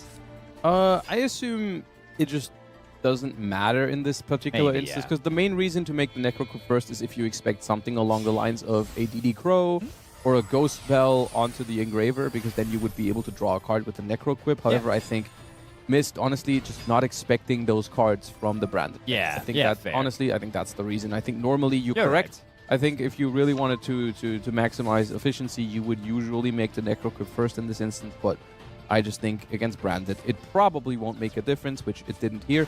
Also, we see on... Duel A is interesting, right? Because I think on Duel A, we see there is Artifact Lancea being dropped by Nicky Boy. He's not up against a Malice strategy, though, but he's up against Memento from Nash. Yeah. But there also is that Baguska sitting there on the field, so I would imagine there was a Maxi. There was a Maxi, in fact, yes. This is... It's Nicky Boy for the second time. Yeah, it's dropped it again. For the second time in this final so far, Nicky Boy has been hit with a Maxi when going first, and it has resolved both times, which is not a great time, funnily enough. It's crazy. So we put all of our hope into the Baguska, which is now no longer able to do anything as it is negated by that Forbidden Droplet, and we are even resolving our Dark Blade now as well. Yeah, the Dark Blade is resolving, and from what we can see, no disruptions on the side of Nicky Boy here, unless there's some stuff hidden in the hand. Of course, we know there's a Lancea active, which, you know what, against Memento, it does stop some things. Like, I've played Memento during, like, basically Malice format before Ryziel came out, and there was a couple of times where I got Lancea, and at first glance, I was like, you know what, that's fine. I'm playing Memento. It doesn't matter. But then you realize, okay, sometimes missing out on that Memento and Fusion graveyard effect, and as well as the combined, not combined, Creation King graveyard effect to banish itself to get the field spell, sometimes it matters. Absolutely. And I think mostly it starts to matter when there is another interruption coming from your opponent, because you do find a way usually when you can just do whatever you like. It's very similar to the Joel and Lockbird we talked about earlier. Like, when you're going first and you get hit with a Lancea, you can figure out a way to play without the field spell, or even get the field spell in another way. There's other scenarios, like you can send the field spell from deck to graveyard and then add it back from the graveyard, or you can search it with Maze. Exactly, you can use Maze to get it. So there's ways, but when your opponent has a field already and that limits your ways, then maybe that's difficult. However, here, not the case actually. Even though Nicky Boy went first, not much of a field here. Well, there's a Baguska, but it's been negated. It is negated, indeed. And now we have the fusion. Akihiron already resolved, means we do have that option to just attack directly with our Creation King and our combined creation. And I think... So tough. It's so hard to stop when... Now there's the Lancea. It actually wasn't active yet, but now we chain it, because now the fusion is in the graveyard. We didn't have a reason to use it beforehand, but... Oh, that's funny. The call by the grave. And this is where... Oh, God. Okay. Of course, Nicky Boy sees the writing on the wall. Undefeated until the finals, and now dropping back-to-back matches here to those Storm of Ragnarok members. And we go back to the table of Mist here. From undefeated until the finals, we go to undefeating in the finals. That's sometimes how it is. And we once again... I have another episode of Abu Hamud trying to break a field with his branded deck, and I mean, there is still a Caesar though, and it doesn't look like it has used effect yet. Caesar is a very strong card against branded, of course, being able to negate effects that special summon, which includes branded fusion, one of the key cards of the deck, but not just once, but twice. Okay, there's the Lacrima now as well. Lacrima activates its effect. And we do send Fiends Within Paradise to the graveyard too. And there's only 2 cards in hand remaining for Abu Hamud. What could this even be? Okay, hold on. Triple Tactic Frost. That can either be Branded Fusion, but Branded Fusion just doesn't really do too much into the Caesar, so maybe it's Grass. Okay. All right, ladies and gentlemen, it's time to put a very decent couple of cards into the graveyard here with that. Grass looks greener. 5, 10, 15, 20, 25. Exactly 25. Oh wow, that's crazy. And I did catch some cards that I can activate for sure. I think Go ahead. What was it? There was trap cards in walls, which I think it was either the Retribution or Banishment. Of course, it would be significantly better if it was Retribution. Ooh, negating the Sarony here. We are. What are we afraid of here of the Sarony here? Very quickly analyzed by Mist as well, right? He didn't even waste any time. He was like, okay, yeah, I want to really make sure that is not going to resolve. So maybe it's just obvious that there is no other combination of things in the graveyard, and we really needed that Sarony to get that Retribution to the graveyard, for example. Or like the valuable card to get back with Retribution. Like maybe there's Retribution, but nothing great to add back. And like Mist just wants to limit the amount of cards they have to worry about. Because right now, just 1 card in hand, and honestly, I can't think of many cards that really help against Caesar. Go into the battle phase. Go ahead and double those 2. There's Aluber activating, but that is something we can and probably should negate with... Oh, we are targeting the Lacrima, though, interestingly enough. Probably because we assume that the Caesar is going to negate it no matter what. What would have been so bad about getting that Aluber onto the field, though? That felt like something we could have possibly allowed, maybe? We probably could have. At the same time, there's only 1 card left in hand. We may as well. So you're right. You might as well, I think. You may as well, and that is 1 set card into the end phase. How big of an end phase is it going to be for the Branded deck here? Historically known to just do like 10 things every end phase. That was the first thing there with the Cartesia being added back. Okay. Keeps on going. That turn is definitely far away from being done, but oh no, it's only that. Far away from being done. And it's done, yeah. Jinxed it. What can you do? Sometimes you send 25 cards from your deck to the graveyard and still you don't really find the right combination of cards. Still, it was the correct thing from Abu Hamud to do, right? Because searching for Branded Fusion just would have not resulted in anything because there is the Caesar to stop it. So you had to rely on that variance factor there to find like a really, really good combination of cards off of the grass. I suppose the only other thing you could have gone for is just a Hail Mary Triple Tactics Talents to draw 2. Fair. Okay, Fusion Duplication here. Fusion Duplication is actually interesting here because it has a very unique interaction with the DDD Wave Hiking Caesar. And also something like an Ash Blossom, for example.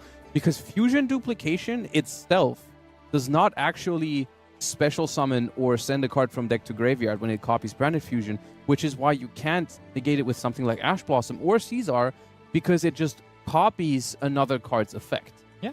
So this actually plays around the Caesar here a little bit. Of course, Duplication, a very common card in these big Branded piles these days because it's like it's essentially your go-to thrust target when you're going first. Ooh, but now with the Lubellion, though, that is a card that is going to be able to be negated with the of course. But only if we chain it accordingly, right? Like because we send Tragedy from deck to grave. We can go Chainlink 1 Lubellion, Chainlink 2 Tragedy, and then the Caesar will not be able to respond to the Lubellion. Very true. So that Tragedy is probably going to be activated. We used the Fiends Within Paradise there on the Lubellion, but I feel like that Lubellion is not going to be on the field there for very long anyhow. Well, Paradise is not the removal yet, right? We're going to go into the desert now, and then we can target later. Yeah, sometimes I'm a little quick with that one. I skipped that one step where you actually have to send the card. In my head, Fiends Within Paradise just always equals the effect of Fiends with Desiree, which ultimately it will. Paradise is like one of the slowest removal things you can go for because it takes multiple steps for you, especially when you don't have it in your graveyard yet. It's like, okay, first I have to go Lacrima in the graveyard, bring back the Requiem, then I have to tag out the Requiem into the Lacrima from my deck, send to Paradise, wait for my opponent to summon, activate the Paradise, wait for the Paradise to resolve, send Desiree, and now I can send. That actually... But you get it for free, so it's fine. Yes, it is very fine. Just the moment you do draw it, you start to realize, oh, maybe it's not so free anymore. I'm paying the price of drawing it every second game, but I don't think Miss drew it in this game, and he now uses the effect of the Send Desiree to go after Mirror Jade, the Ice Blade Dragon, which obviously immediately is going to chain its effect.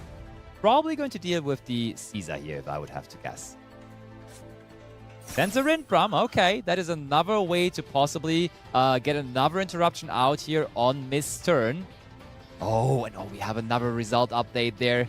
This is actually match point for Team Storm of Ragnarok, for Team Captain Mist. If Mist wins this game, that they team win the tournament. Wins the tournament. They win the tournament, and I'm gonna be honest with you, I would not be surprised if that will be the case here, because it is, first of all, looking very good for Mist, and also they all just played this final series very well. And of course, once again, just proving, we all knew that already, but they're just proving once again that they are a deserving representative for Europe at this year's WCS.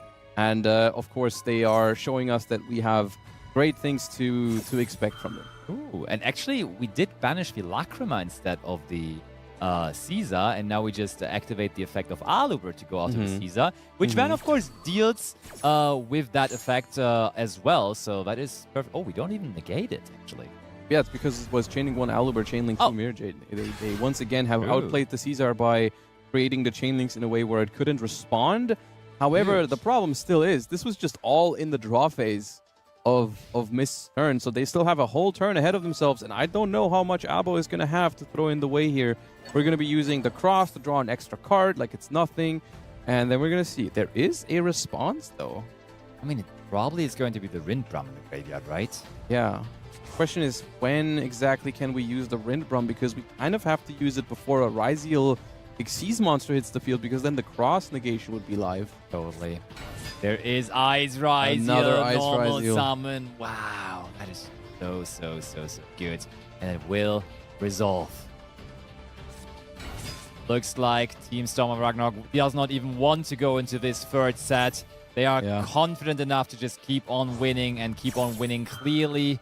And they want to go for another 5-1 victory here. That now activates the effect of Grand Gnol, though. A monster has been special summoned through a monster effect. Yeah, and that is going to give us any Despia monster. So we are going to go for Guiding Quem, the Virtuous, which of course is treated as a Dogmatica as well as a Despia card. And that's the thing, of course, it's looking good for Mist right now, but if there's one deck and one player I would never count out, even if it seems like they own low resources, it's branded on Abo, or Abo on branded rather. It melts together. You can put it the other way around. It's fine. Yeah, it's basically the same thing at this point. You don't have to worry. Okay, now is the moment we activate the Rindbrum, actually. Yeah, exactly. We kind of have to. Oh my, but there is also Called by the Grave still, just going after the target that we try to bring back, just trying to bring back Fallen of Albus, but not with Mist. That's tough. That is very tough. At this point, even I am struggling to see a way for Abo out of this one. I think if that set card was not a like a strong card right now, I think there was a way.